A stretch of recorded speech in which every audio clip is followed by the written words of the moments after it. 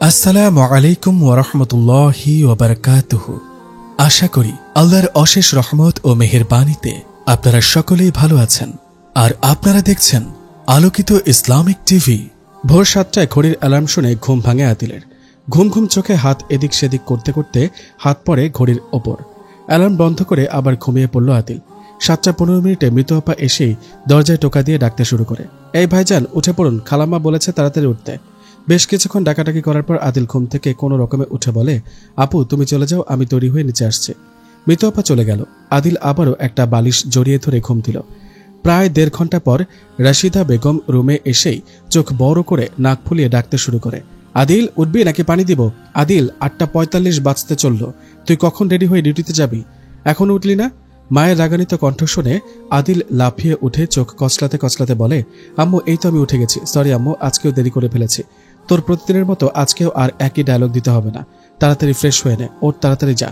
যাচ্ছি মা, এই বলে আদিল ওয়াশরুমে চলে গেল। আদিল বাহিরে আসলে আবার গল্প শুরু হবে, ততক্ষণ অবধি আমি আদিলের পরিচয় বলে দিচ্ছি। আমার নাম মোহাম্মদ আদিলুর রহমান।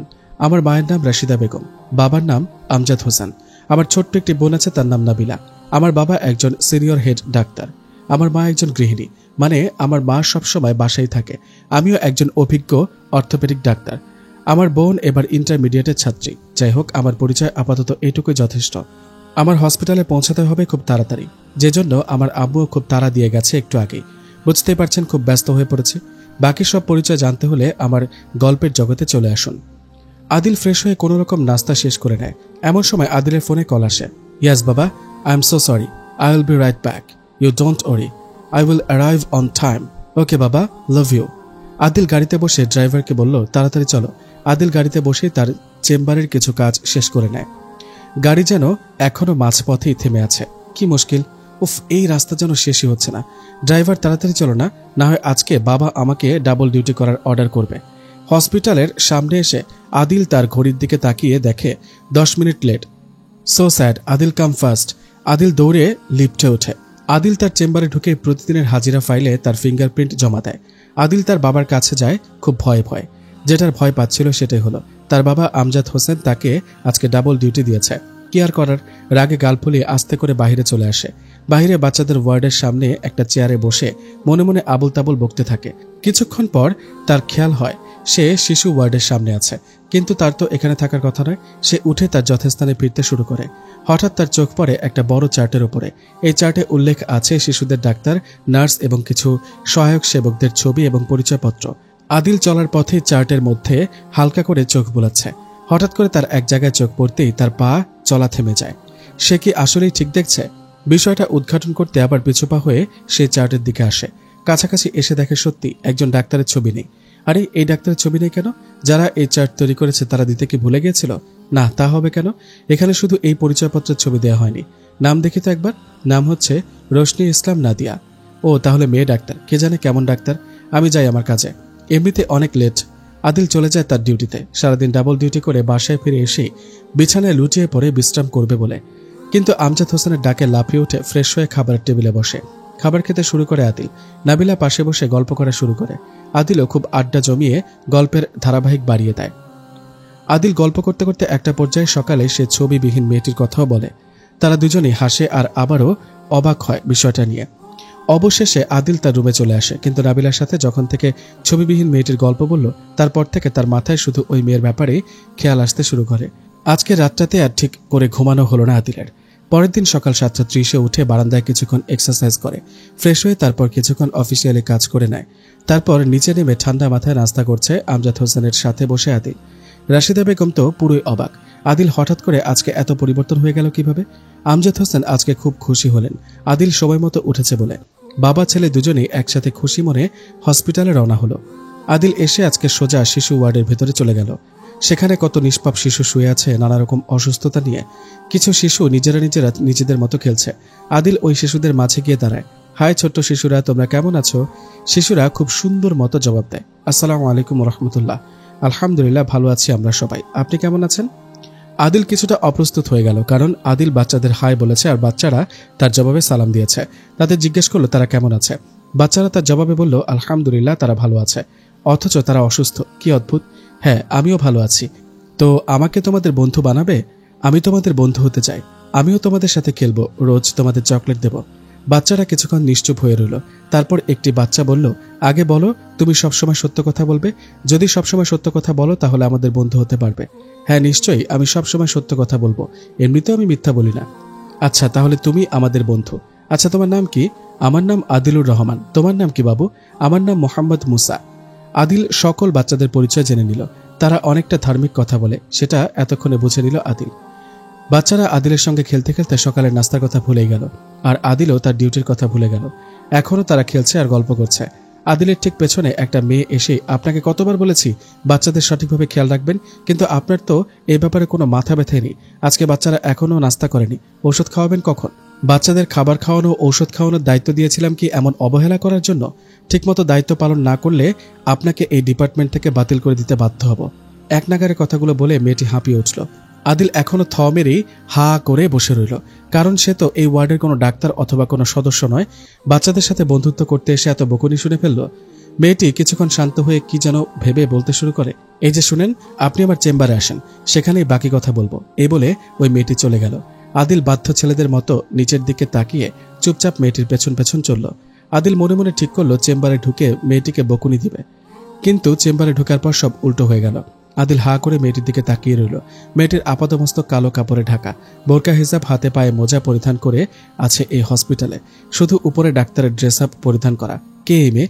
আমি ভুল করে অন্য কোনো চেম্বারে ঢুকে পড়লাম না তো? মেয়েটি নম্রতার সাথে তাকে সালাম দিয়ে বলল, আসসালামু আলাইকুম রহমতুল্লাহ, দয়া করে চেয়ারে বসুন। আদিল অস্পষ্ট স্বরে সালামের জবাব দিয়ে চেয়ারে বসল। দেখুন, আমি বাহিরে যা বলেছি তার জন্য ক্ষমা চাচ্ছি। আসলে বাচ্চাদের চিন্তায় উল্টোপাল্টা বলে দিয়েছি, কিছু মনে করবেন না। আসলে বাচ্চাদের খেয়াল রাখা এটা আপনার কর্তব্য। আপনি যদি আপনার কর্তব্য সঠিকভাবে পালন না করেন তাহলে কিয়ামতের ময়দানে আপনাকে আল্লাহর কাছে জবাবদিহি করতে হবে। আপনি কি জবাব দেবেন আল্লাহকে? আর আপনার সত্যিটা শোনার পর কি আল্লাহ আপনাকে ক্ষমা করে রহমতের দৃষ্টিতে তাকাবেন? এসব চিন্তাভাবনা মাথায় রাখবেন সবসময়। Okay, hope you understand my point clearly. Best wishes for you, you can go. আসসালামু আলাইকুম রহমতুল্লাহ। আদিল চুপচাপ তার কথাই শুনছিল। কত সুন্দর নম্রতার ভাষা! বিশ্বাসই হচ্ছে না এই মেয়েটা একটু আগে এতটা বকুনি দিয়েছিল। এমন ভালো মেয়ে এতদিন যাবৎ একবারও আমার চোখে একবারও পড়েনি কেন? অবশ্য ভালো মেয়ে বলেই পড়েনি। আদিল চুপচাপ উঠে বাইরে এসে দাঁড়ায়। আসসালামু আলাইকুম রহমতুল্লাহ। Sir, I am very sorry, আপনি আমার কারণে বকা শুনেছেন, আমাকে ক্ষমা করে দেবেন প্লিজ। তোমার নামটা ঠিক মনে পড়ছে না, কে তুমি? স্যার, আমি আসিফ আহমেদ। আপনি আমাকে কোর্স করিয়েছেন, মনে পড়েছে? ও আচ্ছা, এখন মনে পড়েছে। তুমি সেই আসিফ যে সবসময় কোর্সে লেট করে আসতে, তাই না? হ্যাঁ স্যার। আসিফ লজ্জায় মাথাটা নিচু করে ফেলে। আদিল মুচকে এসে বলে, তুমি দেরি করে আসতে আসতে পুরো বিখ্যাত হয়ে গেছো। আজ তোমার জায়গায় আমি বকা শুনলাম। যাক, all is well, focus on work, bye. Asif ভয়ে ডাক্তারের চেম্বারে ঢুকে। আসসালামু আলাইকুম রহমতুল্লাহ। Ma'am, can I come? Yes come. Ma'am, forgive me. Why you are apologising? আসলে আমি আজকে একটু দেরি করে এসেছি। আমার অনুপস্থিতিতে আপনি আমার জায়গায় অন্য একজন ডাক্তারকে বকুনি দিয়েছেন। কি বলছেন কি আপনি এসব? কে ছিলেন তিনি? আমি কি তাকে চিনি? জানি না ম্যাম, তবে তিনি উপরের ফ্লোরে 405 নাম্বার রুমে আমাদের মতো বাচ্চাদের ট্রিটমেন্ট করে। আমি ওই ডাক্তারকে চিনি, আমরা ওই ডাক্তারের কাছে কোর্স করেছি। ইন্নালিল্লাহ, কি বলছেন এসব? আচ্ছা, তিনি আমাদের ওয়ার্ডে কি করছিলেন? I have no idea ma'am, I don't know. আচ্ছা, তোমার ডিউটি শেষ হলে আমাকে তার কাছে নিয়ে যাবে। Okay ma'am. আচ্ছা, আসতে পারো। আদিল চেম্বারে বসে শুধু ওই বোরকাওয়ালি মেয়ের কথাই ভেবে চলেছে। হঠাৎ তার কিছু মনে করতেই, ইস, আসিফকে ওই মেয়েটার নাম জিজ্ঞেস করা হলো না। যদি ওই মেয়েটার নাম জিজ্ঞেস করতাম কত ভালো হতো। যেভাবে হোক আসিফের সাথে আবার দেখা করতে হবে, কিন্তু কি করে? এই ওয়ার্ডে গেলে যদি আবার ওই মেয়েটা বকে। আচ্ছা, যাই হোক, দেখা করব। This is the final decision. Adil হসপিটালের পাশে বড় একটি রাস্তার পাশে হাঁটছে আর ওই মেয়ের কথা ভাবছে। তখন ঠিক দুপুর 1:15 সময়।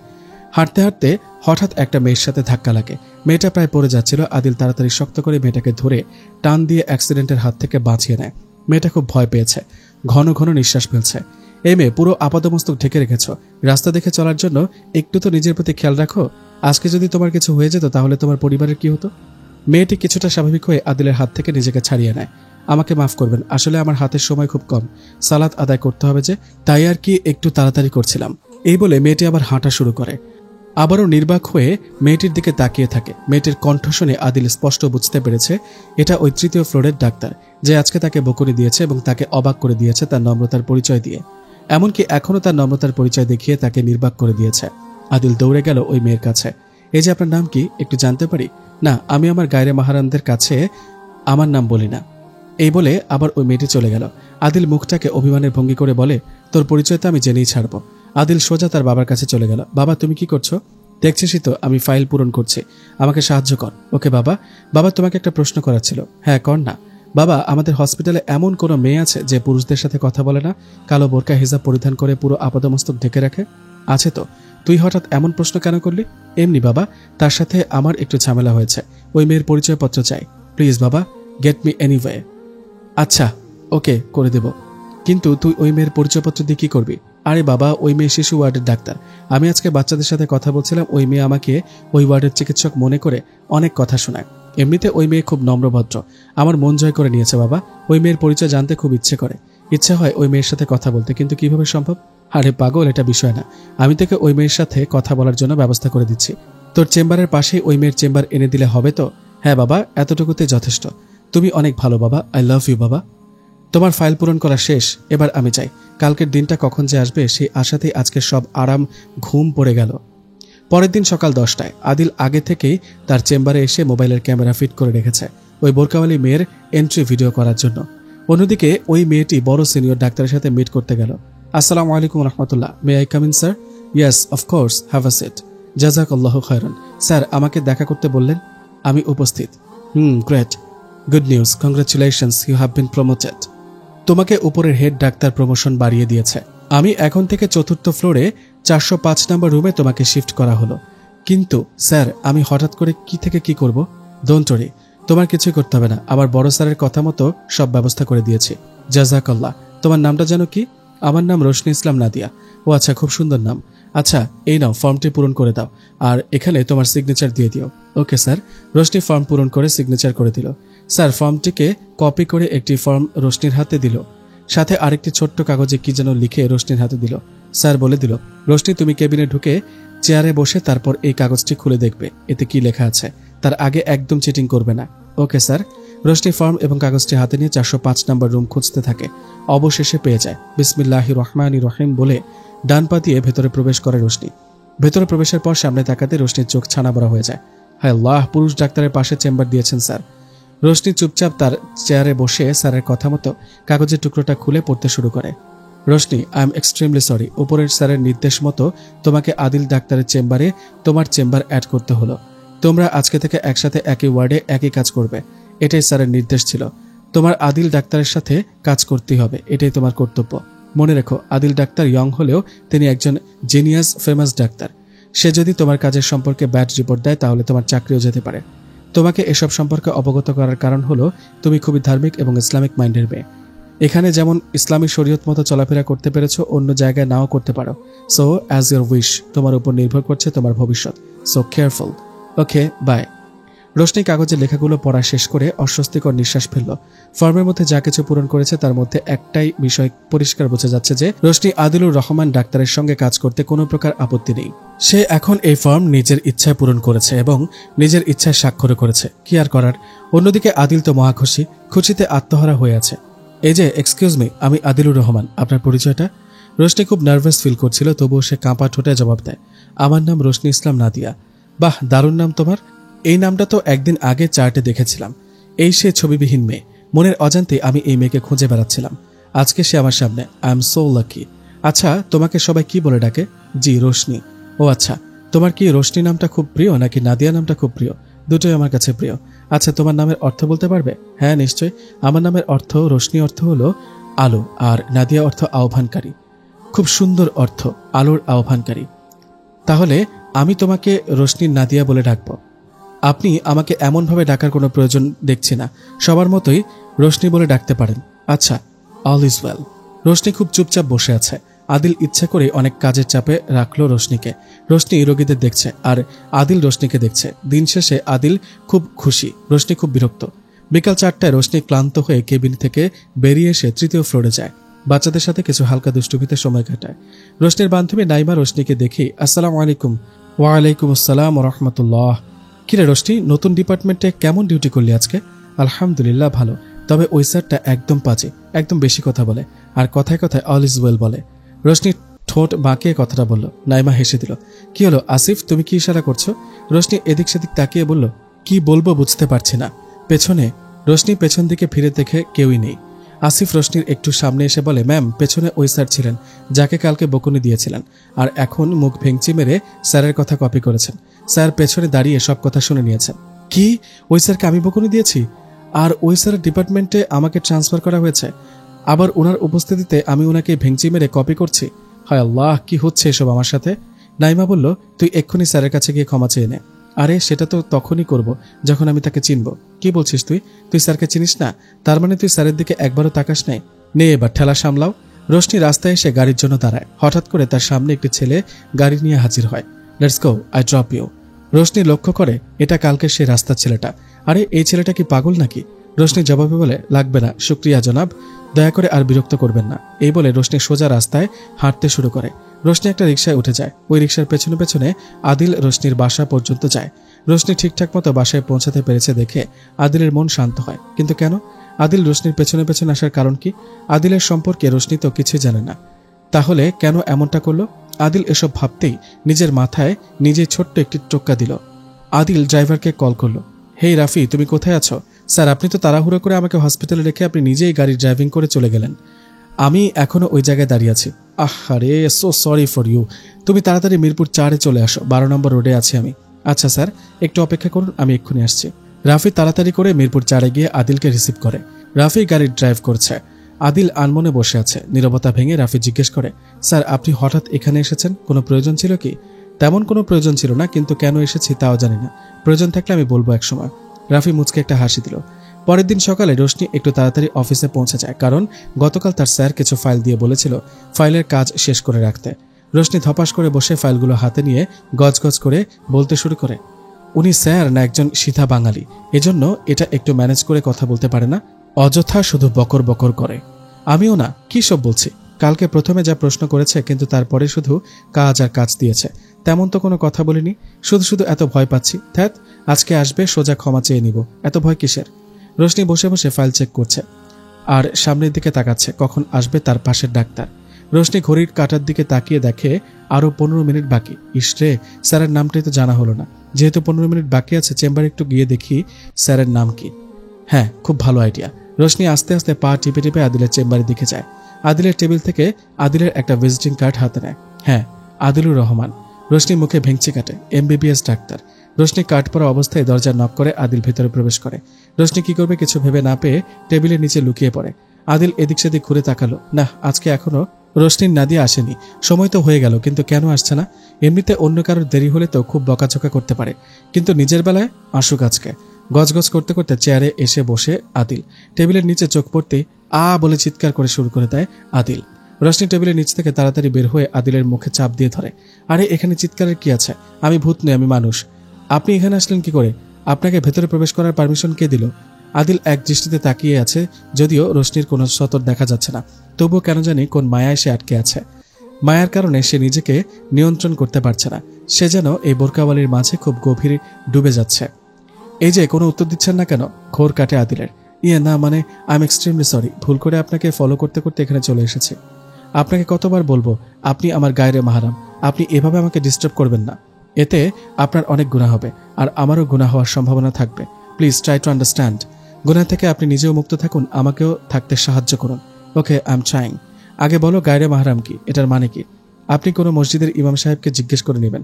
আমার কাছে বর্ণনা করে বলার মতো সময় নেই। স্যার চলে আসবে এখন। কোন স্যার চলে আসবে এখন? এই চেম্বারে বসেন উনি, ডাক্তার আদিলুর রহমান। তুমি তাকে দেখোনি একবারও? আজ্ঞে না, আপনি প্লিজ তাড়াতাড়ি চলে যান। রোশনির কথা শুনে আদিল খুব অবাক হলো, পাশাপাশি মুগ্ধ হলো। আদিল মুগ্ধতার স্বরে বলল, আমার প্রশ্নের জবাব দিবে, তারপর যাব। রইল তোমার আদিল স্যার, তিনি এখন ব্যস্ত আছেন, এখানে এসে তোমাকে কোনো প্রকার বিরক্ত করবে না।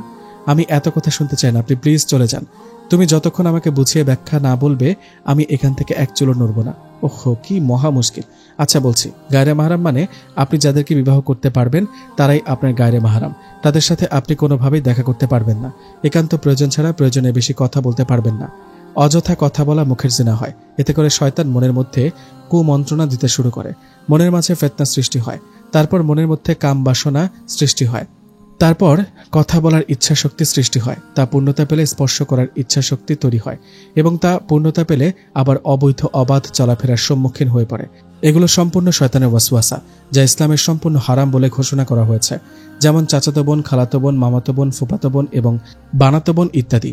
এখানে বানাতো বোন বলতে বোঝানো হয়েছে যে অনেক সম্পর্কে কিছুই হয় না, তবুও বলে আমি তো তোমার ভাইয়ের মতোই আর আমি তোমাকে বোনের চোখে দেখি। তাদের এই বানানোর সম্পর্কটাকে ইসলাম সমর্থন করে না। আবার দেখা গেছে মেয়েরা ছেলে ফ্রেন্ড এবং ছেলেরা মেয়ে ফ্রেন্ড বানায়। আবার কেউ কিছু বললে বলে আমরা জাস্ট ফ্রেন্ড অথবা বেস্ট ফ্রেন্ড। এই সম্পর্কটাকেও ইসলাম অবৈধ বলে ঘোষণা করে দিয়েছে। এসবের মাধ্যমে আজ যুবক যুবতীরা হাজারো জেনা ব্যভিচার করছে এবং এত অল্প বয়সে বেড়ে যাচ্ছে গুনাহের বোঝা, যেখানে আল্লাহ তাআলা নির্দেশ দিয়েছেন যৌবনকালে ইবাদত বেশি করে করতে, কারণ যৌবনকালের ইবাদতের মূল্য খুব বেশি। যদি বলেন কতটা মূল্যবান, আল্লাহ তাআলা এর জবাবে বলেছেন কিয়ামতের ময়দানে 7 স্তরের ব্যক্তিদের আরশের ছায়াতলে আশ্রয় দান করবেন। সুবহানাল্লাহ। এর মধ্যে এক শ্রেণীর মানুষ তারাই হবে যারা যৌবনকালে আল্লাহ তাআলার ইবাদত বেশি বেশি করত। আল্লাহ সবাইকে হেদায়েত দান করুন, আমিন। আর যাদেরকে বিবাহ করতে পারবেন না তারা আপনার মাহরাম, যেমন মা, নিজের আপন বোন, দুধ বোন, সৎ বোন, খালাম্মা, ফুপু ইত্যাদি। এবার বুঝতে পেরেছেন? বুঝতে পেরেছি। তুমি খুব সুন্দর করে গুছিয়ে কথা বলতে পারো। Beautiful, so nice. কি হলো, তোমাকে এত নার্ভাস দেখাচ্ছে কেন? রশনি মনে মনে বলে আমি বোঝাতে চাইলাম কি আর সে বুঝলো কি? উনিও একজন সিধা বাঙালি, আর এই লোকটা কিভাবে বুঝলো আমি নার্ভাস ফিল করছি? না, মানে এমনিতেই। আমার শেষ কথা হলো আমার সাথে আপনার কথা বলা উচিত নয়, তাই প্লিজ এখান থেকে চলে যান। যাব না। আগে এই এগ্রিমেন্টে তোমার স্বাক্ষর করো, তারপর যাব। কিসের এগ্রিমেন্ট এটা? জানতে পারবে কোনো এক সময়, আগে স্বাক্ষর করো। না, আমি না জেনে, না দেখে, না বুঝে কেন স্বাক্ষর করব? আমি স্বাক্ষর করব না। করতে হবে। ভয় পাওয়ার কিছুই নেই। এখানে আপনাকে বিপদে ফেলার মতো কোনো কিছু লিখিনি। নির্ভয়ে স্বাক্ষর করুন, না হয় এখান থেকে আমি একটুও নড়ব না। রোশনি কোনো উপায় না পেয়ে বিসমিল্লাহির রহমানির রহিম বলে এগ্রিমেন্টে স্বাক্ষর করলো। এবার তো যাবেন নাকি? চলে যাব, কিন্তু আমি আবারও আসবো ফিরে, যদি আল্লাহ বাঁচিয়ে রাখেন হায়াতে। মনের মতো করব জ্বালাতন তোমায় দিনে ও রাতে।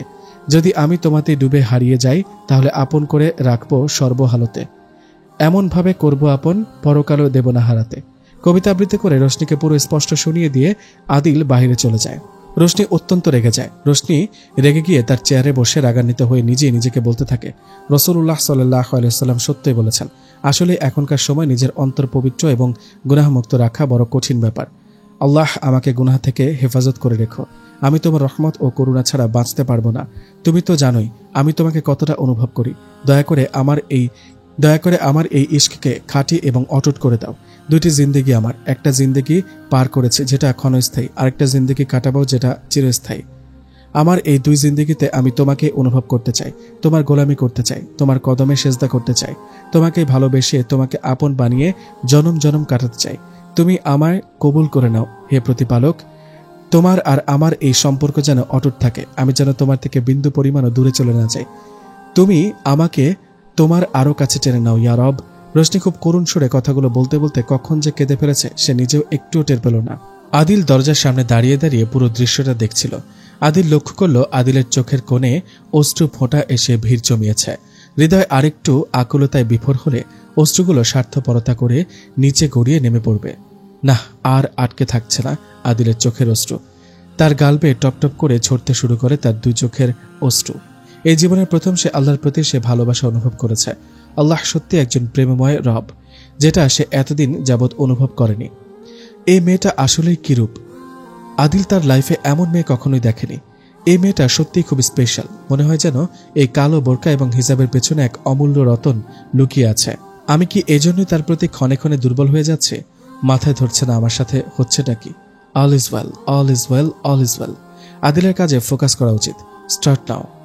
আদিল গলায় আওয়াজ করল। রোশনি আওয়াজ শুনে একদম স্বাভাবিক হয়ে গেল। আসসালামু আলাইকুম রহমতুল্লাহ স্যার। ওয়ালাইকুম আসসালাম। স্যার, যদি কিছু মনে না করেন তাহলে একটা কথা বলার ছিল। হ্যাঁ, নিশ্চয়ই বলতে পারো।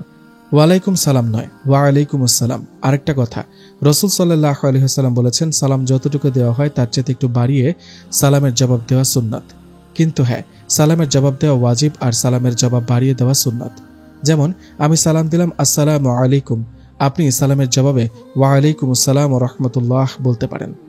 আবার যদি আসসালামু আলাইকুম ওয়া রাহমাতুল্লাহ বলি, আপনি সালামের জবাবে ওয়ালাইকুম আসসালাম ওয়া রাহমাতুল্লাহি ওয়া বারাকাতুহু বলতে পারেন। আরেকটা কথা, যে কোনো রুমে বা বাড়িতে অথবা বাসায় প্রবেশের আগে সালাম প্রদান করে নক করে একটু অপেক্ষা করে প্রবেশ করা সুন্নত।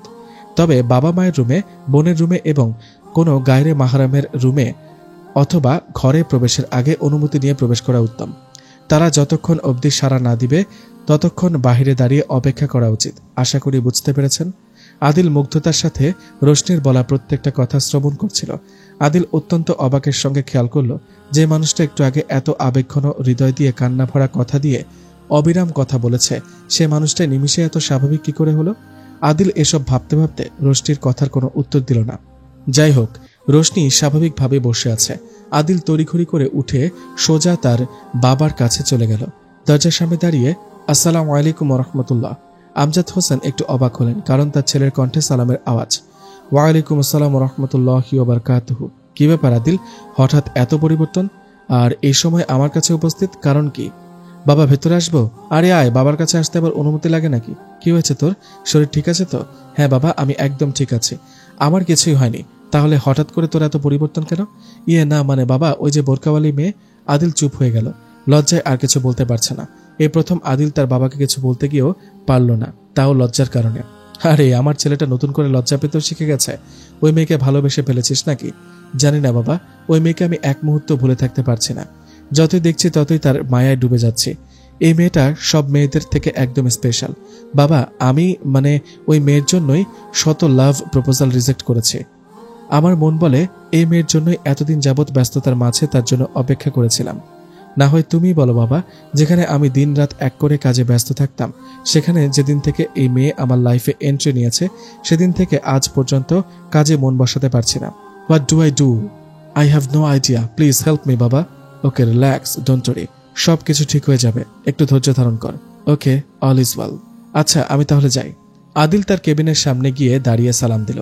আসসালামু আলাইকুম ওয়া রাহমাতুল্লাহ। আমি কি ভেতরে আসতে পারি? রশনি সামনের দিকে চোখ তুলে তাকিয়ে দেখল, রাস্তায় যে ছেলেটা তাকে বিরক্ত করেছিল, অর্থাৎ আজকে সকালে যে ছেলের সাথে কেবিনে তার কথা হয়েছিল, সেই ছেলেটি দরজার সামনে দাঁড়িয়ে আছে। কিন্তু রশনি এটাও বুঝতে পারছে না এই ছেলেটা ডাক্তারদের ড্রেস কেন পরে আছে। ছদ্মবেশে আবার জ্বালাতন করতে এসেছে নয়তো? কিছু বলতে যাবে অমনি খেয়াল করলো তাদের সহায়ক মিমি স্যার স্যার বলে জায়গা করে দিচ্ছে, আর তিনিও আস্তে আস্তে ভেতরে প্রবেশ করে রশনির পাশের চেয়ারে গিয়ে বসে, মানে আদিল স্যারের চেয়ারে। এ কি দেখছি আমি কি ভুল কিছু দেখছি নয়তো? রশনি আলতো করে তার চোখ দুটো কচলে আবারও সামনে তাকালো। উনি সেই ব্যক্তি তাহলে কি? রশনির শরীর কেঁপে ওঠে। মিমিকে ছোট্ট করে ডাক দিয়ে কাছে এনে জিজ্ঞেস করে, মিমি উনি কে? মিমিও ফিসফিস করে জবাব দেয়, ম্যাম উনি তো আদিল স্যার। স্যারের চেহারা মুহূর্তের মধ্যে ভুলে গেলেন নাকি? একটু আগেও তো স্যারের সাথে কথা বললেন। মিমির মুখ থেকে এই কথা শুনে রশনি যেন বাকরুদ্ধ হয়ে গেল। রশনির ধুকপুকানি বাড়তে শুরু করে ভয়ে। তার মন তাকে যেন বারবার বলছে, রশনি তোমার দফা রফা করে ছাড়বে আদিল স্যার। ম্যাম স্যার খুব হ্যান্ডসাম তাই না? আস্তাগফিরুল্লাহ, কি বলছো এসব? ম্যাম আমি স্যারের ভবিষ্যতে লাইফ পার্টনার হব। আমি স্যারকে 2 বছর যাবৎ খুব ভালোবেসে এসেছি। আমি স্যারের সম্পর্কে আত্মীয় হই। স্যারকে খুব পটানোর চেষ্টা করেছি কিন্তু সফল হয়নি। এখন আরেকটা প্ল্যান করেছি, এই প্ল্যানটা নিশ্চয়ই কাজে আসবে। কি প্ল্যান করেছো তুমি? সেটা তো বলা যাবে না। না বললে তুমি এতক্ষণ যা বলেছে সবকিছু স্যারকে জানিয়ে দেব। আপনি স্যারের সাথে তো ঠিক করে কথাই বলেন না, আবার এসব বলতে যাবেন? মিমি শয়তানি হাসি দিল। তোমার সম্পর্কে কিছু বলতে পারবো না তো কি হয়েছে? আমি তোমাকে চাকরি থেকে বাতিল করতে পারবো, এতটুকু পাওয়ার আমার আছে, তুমি সেটা ভুলে যেও না। চলো কেবিনের বাইরে সব কথা জেনে নেব। মিমি রোশনির সব কথা শুনে কিছুটা ঘাবড়ে গেল। রোশনি মিমির হাত ধরে টেনে কেবিনের বাইরে নিয়ে আসলো। আদিলও কিছুটা আন্দাজ করলো কিন্তু তেমন একটা গুরুত্ব দিল না। বাইরে এসে এবার রোশনি শক্ত করে জিজ্ঞেস করলো, বলো কি প্ল্যান তোমার? মিমি চুপ করে রইল। চুপ করে থেকো না, তুমি ভাবতে পারো আমি বোরকা হিজাব নিকাব মোজা পরিধান করি, আমাকে কেউ হয়তো গুরুত্ব দিবে না, আমার কথায় কেউ কান দিবে না। তাহলে শুনে নাও, এসব তোমার ভুল ধারণা। আমি এই ডিপার্টমেন্টে নতুন হতে পারি কিন্তু আমি 3য় ফ্লোরে শিশু ওয়ার্ডের একজন অভিজ্ঞ ডাক্তার ছিলাম, আর এখন এই ডিপার্টমেন্টেও আমার পাওয়ার কম নয়। এবার বলো কি প্ল্যান করেছ? মিমি ভয়ে ভয়ে বলে, 1 নাইটের প্ল্যান। তবে আপনি আমার কাজে যদি ব্যাঘাত ঘটানোর চেষ্টা করেন তাহলে আমিও আপনাকে দেখে ছাড়ব। আল্লাহ ভরসা, যেভাবে বলেছ এত ভয় আমি কাউকে পাই না। তুমি সংশোধন হয়ে যাও, এতেই তোমার কল্যাণ। স্যার যদি তোমার তাকদিরে থাকে তাহলে তোমার কাছে ঠিক সময় চলে আসবে। এসব খারাপ কাজ করলে তোমার অনেক গুনাহ হবে। এই 2 বছরে তুমি অনেক জিনা করেছ। তুমি কি জানো জিনার শাস্তি কি? এখন তো সময় কম, তবুও সংক্ষেপে বলি, জিনার শাস্তি আল্লাহ তাআলা দুনিয়াতেই দেন। কবরের মধ্যে অনবরত আযাব হয়। জিনাকারীদের জন্য জাহান্নামে আল্লাহ তাআলা একটি আলাদা জাহান্নাম তৈরি করেছে, যা একটি উনুনের আকারে তৈরি করেছে। অর্থাৎ ওই জাহান্নামের ভেতরটা অনেক প্রশস্ত এবং বাহিরে অংশ একদম সংকীর্ণ। ওই জাহান্নামের ভেতরে জিনাকারীদের উলঙ্গ করে ছেড়ে দেওয়া হবে। ওই জাহান্নামের আগুন সংকীর্ণ স্থানে দিয়ে উত্তপ্ত হয়ে উতলিয়ে উঠবে এবং জিনাকারীরা হাউমাউ করে চিৎকার করবে। তারাও এই সংকীর্ণ স্থান দিয়ে উপরে উঠে আসবে। তারা ভাববে এই বুঝি তাদের আযাব শেষ হয়েছে। তারা মনে হয় এই আযাব থেকে মুক্তি পাবে, কিন্তু তা আর হবে না। তারা আবার ওই গর্ত দিয়ে ভেতরে চলে যাবে। নাউযুবিল্লাহ, আল্লাহ সবাইকে হেফাজত করুক, আমিন। মিমি থমকে দাঁড়িয়ে পড়ল। রোশনির কথার কোনো প্রত্যুত্তর করল না। রোশনি আর দেরি না করে তার কেবিনে ফিরে এলো। রোশনি ডিউটির ফাঁকে ফাঁকে শুধু এটাই ভাবছে, মিমি রোশনিকে কেন আদিল এবং মিমির পার্সোনাল ম্যাটার নিয়ে বলল। আদিল ভাবছে মিমি আর রোশনি বাইরে কি এমন মিট করলো যে তারপর থেকেই রোশনি এমন দুশ্চিন্তা করছে। রোশনি প্রতিদিনের মতো আজকেও 3rd ফ্লোরে বাচ্চাদের সাথে সময় কাটাতে আসে, কিন্তু কেবিনের এক কোণে সব বাচ্চারা একসাথে জড়ো হয়ে আছে। কিন্তু কেন? বাচ্চারা খুব আনন্দে মেতে আছে মনে হচ্ছে। রোশনি খুব আগ্রহের সাথে বিষয়টা উদ্ঘাটন করার জন্য দ্রুত পায়ে বাচ্চাদের দিকে এগিয়ে যায়। রোশনি খুব কাছাকাছি চলে আসলে বাচ্চারা রোশনির আশা দেখে সরে দাঁড়ায়। রোশনির সামনের দিকে তাকিয়ে থমকে দাঁড়ায়। রোশনিকে বাচ্চারা চারদিক থেকে ঘিরে ফেলে। বাচ্চারা দুই সাথী পেয়ে ডাবল এনজয় করতে শুরু করে, কিন্তু এই দুই সাথী ডুবে আছে ভাবনার ছিঁড়ে। আসসালামু আলাইকুম ওয়া রাহমাতুল্লাহ। রোশনি কাঁপা কাঁপা কণ্ঠে সালামের জবাব দেয়। ওয়ালাইকুম আসসালাম ওয়া রাহমাতুল্লাহি ওয়া বারাকাতুহু। আপনি এখানে স্যার? যেদিন থেকে আপনি আমাকে বকা দিয়েছেন সেদিন থেকে আমি প্রতিদিন এখানে যখনই সময় পাই তখনই আসি। আমাকে মাফ করবেন, আসলে থাক, আর ক্ষমা চাইতে হবে না। আমি ওই দিনই আসিফ থেকে সত্যিটা জেনে নিয়েছি। আসলে আমি খুব দুঃখিত। আমি ক্ষমা ওই দিন থেকেই চাইবো বলে ঠিক করে নিয়েছিলাম, কিন্তু কিভাবে যে ভুলে গেলাম। It's okay, no problem. কেমন আছো তুমি? আসলে ব্যস্ততার কারণে জিজ্ঞেস করা হয় না। আলহামদুলিল্লাহ ভালো। আচ্ছা আমার প্রিয় বাচ্চারা, আজকে আমার কাজ আছে, তাই আমাকে তাড়াতাড়ি যেতে হবে। আল্লাহর কাছে দোয়া করি তোমরা তাড়াতাড়ি সুস্থ হয়ে যাও। ঠিকমতো খাবার খাবে, নিয়মিত ঔষধ সেবন করবে, আর তোমরা যা জানো তা নতুন বাচ্চাদের শিখিয়ে দেবে। একদম ঝগড়া করবে না। আল্লাহ হাফেজ। আরে চলে যাচ্ছ যে, আমি কেমন আছি জিজ্ঞেস করবে না? প্রয়োজন নেই। আল্লাহর কাছে আপনার জন্য প্রার্থনা করলাম, আল্লাহ যাতে আপনাকেও সুস্থ রাখেন, আমিন। আসসালামু আলাইকুম ওয়া রাহমাতুল্লাহ। রোশনি চলে গেল। আদিল রোশনি চলে যাওয়ার পানে অপলক দৃষ্টিতে তাকিয়ে রইল। রোশনি বাসায় চলে গেল। আজ আদিল বাচ্চাদের কাছে থাকায় রোশনির পেছন পেছন আসতে পারল না। রোশনি ঠিকঠাক বাসায় পৌঁছালো কিনা এই চিন্তায় আদিল ছটফট শুরু করে। স্যার এসি তো অন করাই, তাহলে এত ঘামাচ্ছেন কেন? গাড়ির জানালা কি খুলে দেব? ও স্যার বলুন না, এত অস্থির লাগছে কেন আপনাকে? রাফি তুমি এত প্রশ্ন না করে আমাকে মিরপুর 4-এ নিয়ে চলো, যেখান থেকে আমাকে ওই দিন রিসিভ করেছিলে। Okay sir. রাফি গাড়ি ঘুরিয়ে নিয়ে চলল মিরপুর 4-এ। আদিল তাড়াতাড়ি গাড়ি থেকে নেমে রোশনির বাসার সামনে দাঁড়ায়, কিন্তু এই বাসায় কোন ফ্ল্যাটে থাকে রোশনি সেটা তো আদিল জানে না। কি করবে সে? কিভাবে জানবে সে? কিছুক্ষণ ভেবে তার কিছু একটা বুদ্ধি পাকায়। রাফি এখানে আসো, কাজ আছে তোমার। এটার জন্য আলাদা বকশিস দেব। জি স্যার, আদেশ শিরোধার্য। এই বাসার প্রত্যেকটা ফ্ল্যাটের সামনে গিয়ে রোশনি নামের একটা মহিলাকে খোঁজ করতে হবে তোমার। বলবে যে রোশনি নামক একজন মহিলা এই মহল্লায় হারিয়ে গিয়েছে। তার সন্তানরাও তাকে ঠিকমতো না পেয়ে হসপিটালে কান্না জুড়ে দিয়েছে। তাই ওই মহিলাকে খোঁজ করার জন্য আমরা হসপিটাল থেকে এসেছি। এখানে কি তার সন্ধান পাওয়া যাবে? ব্যাস এটুকু বললেই হবে। আচ্ছা স্যার, চেষ্টা করছি। রাফি নিচতলা থেকে প্রত্যেক ফ্ল্যাটে ফ্ল্যাটে আদিলের শিখিয়ে দেওয়া কথা জিজ্ঞেস করছে। সবাই একই উত্তর দিচ্ছে, না, এমন কোনো সন্ধান দিতে পারবে না। তারা রোশনি নামের কোনো মহিলাকে চেনে না। উঠতে উঠতে 6 নম্বর তলায় উঠল। রাফি হাঁপিয়ে উঠেছে, আর অন্যদিকে আদিল ভাবছে, ভুল কোনো বাসায় চলে আসলাম না তো? যাক, এই 2টা ফ্ল্যাটই তো ট্রাই করেই শেষ করি। সবাই হয়তো নাই বলবে। রাফি 6 তলার প্রথম ফ্ল্যাটে দরজা নক করে। 3 মিনিট পর লম্বা হিজাব পরিহিতা একজন বৃদ্ধা মহিলা দরজা খুলে। রাফি প্রতিবারের মতোই মুখস্থ কথা বলে যাচ্ছিল। রাফির কথা শেষ হতে বৃদ্ধ মহিলা ঠাঁটিয়ে এক থাপ্পড় বসিয়ে দিল রাফির গালে। প্রচন্ড ব্যথা পেয়েছে রাফি। রাফির মুখের নিচের দিক পুরো বাঁকা হয়ে গেছে। বাঁকা মুখে রাফি হাত দিয়ে চেপে রাখছে। রাফি আর কিছুই বলতে পারছে না, হা করে বৃদ্ধ মহিলার দিকে তাকিয়ে আছে। আদিল পেছন থেকেই ভয়ে শেষ। বৃদ্ধ মহিলা রাগান্বিত হয়ে বলতে শুরু করে, বোকা পেয়েছ আমাকে? আর কখনো এমন ধোকাবাজি করলে 2 গালে দেব। কথাগুলো তীরের মতো ছুটে আসছে তাদের দুজনের দিকে। তাদের দুজনের 2 মাথা হলেও দুজনের মাথায় একটাই কথা ঘুরছে যে এখান থেকে কেটে পড়তে হবে। বৃদ্ধ মহিলার ভয়ে খুবই নাজুক অবস্থা হয়ে গেছে তাদের। হঠাৎ পেছন থেকে সালামের আওয়াজ ভেসে আসলো। আসসালামু আলাইকুম ওয়া রাহমাতুল্লাহ। সালামের আওয়াজ শুনেই আদিল বুঝে যায় এটাই রোশনি নাদিয়া। আদিলের সব ভয় দূর হয়ে যায়। আদিল রাফির পেছন থেকে বের হয়ে বলে, ওয়ালাইকুম আসসালাম ওয়া রাহমাতুল্লাহি ওয়া বারাকাতুহু। রোশনি আদিলকে দেখে থমকে দাঁড়ায়। আদিল স্যার এখানে কিভাবে আর কেন আসলো? ম্যাম, হসপিটাল থেকে আমাদেরকে খুব আর্জেন্টলি যেতে বলেছে। এখন তো সন্ধ্যা হয়, তাই এই অবস্থায় মাগরিবের আজান দিবে। সালাত আদায় করতে হবে তো, আর 20 মিনিট পর রওনা হলে হয় না? আদিল নিচের ঠোঁটের এক অংশ কামড় দিয়ে কিছুক্ষণ ভেবে উত্তর দেয়, okay, all is well, no problem. আচ্ছা তাহলে আমরা নিচে অপেক্ষা করছি। বৃদ্ধ মহিলা বলে উঠল, নিচে যাবে কেন? এই তোমরা ভেতরে আসো, না আসলে আমি রাগ করব। এমনিতেই আদিল এবং রাফি দুজনেই ভয়ে ভীত হয়ে আছে। তার মাঝে এই বৃদ্ধ মহিলা বলছে ভিতরে না গেলে রাগ করবে, আবার রাগ করলে কি করে বসে আল্লাহ জানে। আমাদের আর রক্ষা নাই। আদিল আর রাফি ভয়ে ভয়ে ভেতরে গিয়ে বসলো। রোশনি তাদের সামনে দিয়েই তার রুমে চলে গেল। হঠাৎ পেছন থেকে রাফি রোশনিকে ডাক দিয়ে বলে, আন্টি আপনি যদি কিছু মনে না করেন তাহলে একটা প্রশ্ন করতে চাই। নিশ্চয়ই করতে পারেন। আন্টি আপনি কি কোথাও গিয়েছিলেন? না। ও আচ্ছা, আরেকটা প্রশ্ন, তাহলে হঠাৎ রুমের ভেতর থেকে বোরকা হিজাব হাতে পায়ে মোজা পরিধান করে কিভাবে আসলেন? আমি পুরুষ ব্যক্তির গলার আওয়াজ শুনেছিলাম যে হসপিটালের কথা বলছে, তো আমি বুঝতে পেরে উপায় না পেয়ে তাড়াতাড়ি আপনাদের সামনে এভাবেই উপস্থিত হলাম। ও আচ্ছা, আরেকটা প্রশ্ন, আপনি কি বাইরে এভাবেই বের হন? হ্যাঁ নিশ্চয়ই, আমি এভাবেই চেষ্টা করি। ও আচ্ছা, আরেকটা প্রশ্ন, আপনি কি বাসায়ও বোরকা হিজাব পরিধান করে থাকেন? আদিল আর নিজের হাসি আটকে রাখতে পারল না, সবকটা দাঁত পাটি বের করে হেসে দিল। রোশনি খুব স্বাভাবিকভাবে উত্তর দিল, না, আমি শুধু নন মাহরামদের সামনে এভাবে থাকার চেষ্টা করি। ও আচ্ছা, আরেকটা প্রশ্ন। রাফি কিছু বলার আগেই ও মাগো বলে ওঠে রাফি। রাফি চুপচাপ বসে যায়। ম্যাম তুমি যেতে পারো, ওর কথায় কিছু মনে করো না, ও আসলে খুব সরল একটা মানুষ, ও তোমাকেও সরল মনেই প্রশ্ন করে যাচ্ছিল। রোশনি নিকাবের নিচে মুচকে একটা হাসি দেয় আর তার রুমে চলে যায়। রাফি কান্নার মতো ন্যাকামি করে বলে, আরে ভাই এত জোরে কেউ চিমটে কাটে? তুমি যেভাবে প্রশ্ন করে যাচ্ছিলে ওই বৃদ্ধ মহিলা দেখতে পেলে আবার গাল বাঁকা করে দিতেন। রাফি আবার তার গালে হাত দেয়। স্যার আমাকে এত জোরে আপনার বাবাও মারেনি, এই থাপ্পড়ের কথা আমি জীবনে ভুলবো না। আরে ভাই কি আন্টি উনি? চোখগুলো দেখা যাচ্ছে না ওনার, উনি তো আন্টির মতোই দেখতে শুনতে, আর আপনি তাকে তুমি করে বলছেন?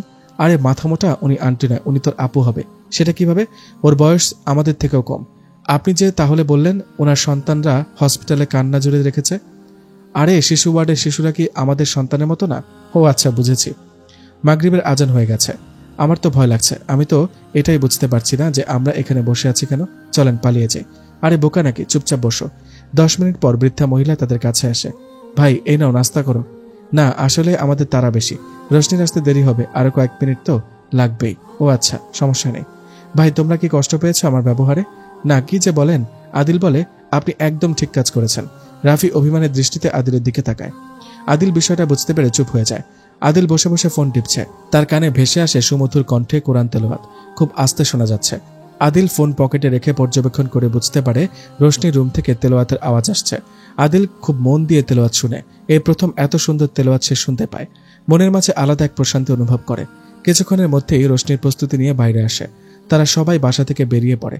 নিচে এসে আদিল গাড়ির দরজা খুলে দেয়। তুমি এখানে বসতে পারো। রোশনি অনেকটা ইতস্তত বোধ করছিল। কি হলো, বসছেন না কেন? আমি রিক্সা করে চলে যাব। আপনি রিক্সা করে যেতে যেতে অনেকটা দেরি হয়ে যাবে। আপনারা আমার গায়ের মাহরাম, আমি কি করে আপনাদের গাড়িতে উঠি? ও আচ্ছা তাই বুঝি। তাহলে তুমি যে রিক্সা করে যাবে সেই রিক্সা চালক তোমার গায়ের মাহরাম নয় বুঝি? রোশনি চুপ হয়ে গেল। Look you can trust me, কোনো ভয় নেই, একবার বিশ্বাস করে দেখো না। আদিল রোশনিকে তার অন্তরের গভীর থেকে কথাগুলো বলে। রোশনি কিছুটা মত হলেও 2 পা সামনে এগোতে 1 পা পিছিয়ে ফেলে। আদিল আবারও বলছে, তুমি তো আল্লাহকে ভরসা করো তাই না? সে আল্লাহর উপর ভরসা করে উঠতে পারো, কোনো ভয় নেই তোমার। এই কথা শোনার পর রোশনি পূর্ণ সাহসের সাথে গাড়িতে বিসমিল্লাহির রহমানির রহিম বলে উঠে পড়ে। এই রাফি খুব আস্তে গাড়ি চালাবে, সামনের ওই লেক পার্কে নিয়ে যাবে, আর ভুলেও তার দিকে তাকাবে না। Okay sir. আদিল রোশনির পাশের সিটে এসে বসে দীর্ঘশ্বাস ছেড়ে বলে, অল ইজ ওয়েল। আচ্ছা আমি কি একটু তোমার সাথে কথা বলতে পারি? প্রয়োজনীয় কথায়। প্রয়োজনীয় হলে বলতে পারেন। কি কথা? তোমাদের বাসায় ওই বৃদ্ধ মহিলা কে ছিলেন? আমার দাদু। আমার একটা ছোট্ট ডাউট আছে, যদি সলিউশন করে দাও তাহলেই বলবো। কিসের ডাউট? তোমার দাদু এত বৃদ্ধ হওয়া সত্ত্বেও উনি তোমার মতো পর্দা করছেন, ওনার কষ্ট হয় না? মানে দম বন্ধ লাগে না? আচ্ছা আমাকে একটা প্রশ্নের জবাব দেন, মানুষের যেখানে স্বাধীনতা আছে, যেখানে মুক্তি আছে, সেখানে মানুষের কষ্ট হয় কিনা অথবা দম বন্ধ হয় কিনা? না, কিছুতেই না। ঠিক আমাদেরও, মানে যারা রীতিমতো কোরআন ও সুন্নাহকে অনুসরণ করে জীবনকে সাজিয়ে তোলে, এই জীবনের মাঝেও কোনো প্রকার দুঃখ কষ্ট নেই। আর আমাদের এই পর্দার মাঝেই আমাদের স্বাধীনতা। এই স্বাধীনতার মাঝে কি কষ্ট লাগতে পারে? দম বন্ধ হওয়ার মতো কোনো প্রশ্নই ওঠে না। আদৌ কখনো শুনেছেন পর্দা করতে গিয়ে পুরো শরীর বা চেহারা ঢেকে রাখার কারণে কোনো নারী মারা গিয়েছে? শুনেননি তো? ইনশাল্লাহ শুনবেনও না। চমৎকার করে বুঝিয়ে দিয়েছ, আমার ডাউট ক্লিয়ার হয়ে গেছে। All is well. চমৎকার না বলে মাশাআল্লাহ বলতে পারতেন, এতে সওয়াব পাওয়া যায় এবং প্রশংসাও বরকতময় হয়। আরেকবার বলো তো, আমি এখনই শিখে নিতে চাই। মাশাআল্লাহ। মাশাআল্লাহ, খুব সুন্দর তো। আচ্ছা এর অর্থটা কি জানতে পারি? জানতে পারলে আরো ভালো লাগতো। মাশাআল্লাহ এর অর্থ হলো আল্লাহ যেমন চেয়েছেন। যে কোনো কিছু ভালো লাগলে বা সুন্দর লাগলে মাশাআল্লাহ বলা সুন্নাত। প্রশংসনীয় কোনো কিছু হলেও মাশাআল্লাহ বলা যায়। ইন্টারেস্টিং। মাশাআল্লাহ। তোমাকে আরেকটা কথা বলার ছিল। জি বলেন। আমরা হসপিটালে যাচ্ছি না। মানে কি? তাহলে কোথায় যাচ্ছি? তোমার দাদু আমার ড্রাইভারকে যে থাপ্পড় দিয়েছিল তার প্রতিশোধ নিতে। কি? আমার দাদু থাপ্পড় দিয়েছে? আফওয়ান সামহিনী, আমি কোনো কথা শুনবো না, আমি প্রতিশোধ নিয়ে ছাড়বো। রোশনি ভয়ে কাঁদো কাঁদো অবস্থা। প্লিজ গাড়ি থামান, আমি বলছি গাড়ি থামান। আরে কি আজব, তুমি তো আল্লাহর উপর ভরসা করি তারপর গাড়িতে উঠেছ, এখন কি হলো? রোশনি এবার একদম নিশ্চুপ হয়ে গেল, মনে মনে শুধু আল্লাহকে ডাকতে শুরু করে। আদিল রোশনির এমন নাজেহাল অবস্থা দেখে হেসে হেসেই বাকি রাস্তা পার করলো। নির্দিষ্ট স্থানে চলে আসার পর আদিল গাড়ি থেকে নেমে গাড়ির অপর দরজা খুলে বলে, এই যে ম্যাম, আসুন, আমরা চলে এসেছি, আপনি নির্ভয়ে গাড়ি থেকে নেমে পড়ুন। রোশনি চোখ খুলে এক পলক আদিলের দিকে লক্ষ্য করে। না, মনে হচ্ছে কোনো প্রকার খারাপ চিন্তা ধারা ওনার মাথায় নেই। রোশনি আস্তে আস্তে গাড়ি থেকে নেমে দাঁড়ায়। রোশনি চারদিকে তাকিয়ে পুরো অবাক।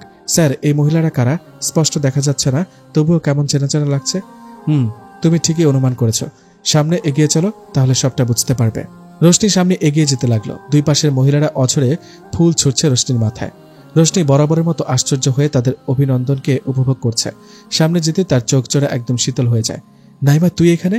হ্যাঁ ম্যাম, আদিল স্যার ইনভাইট করেছে আমাদেরকে। কিন্তু কেন?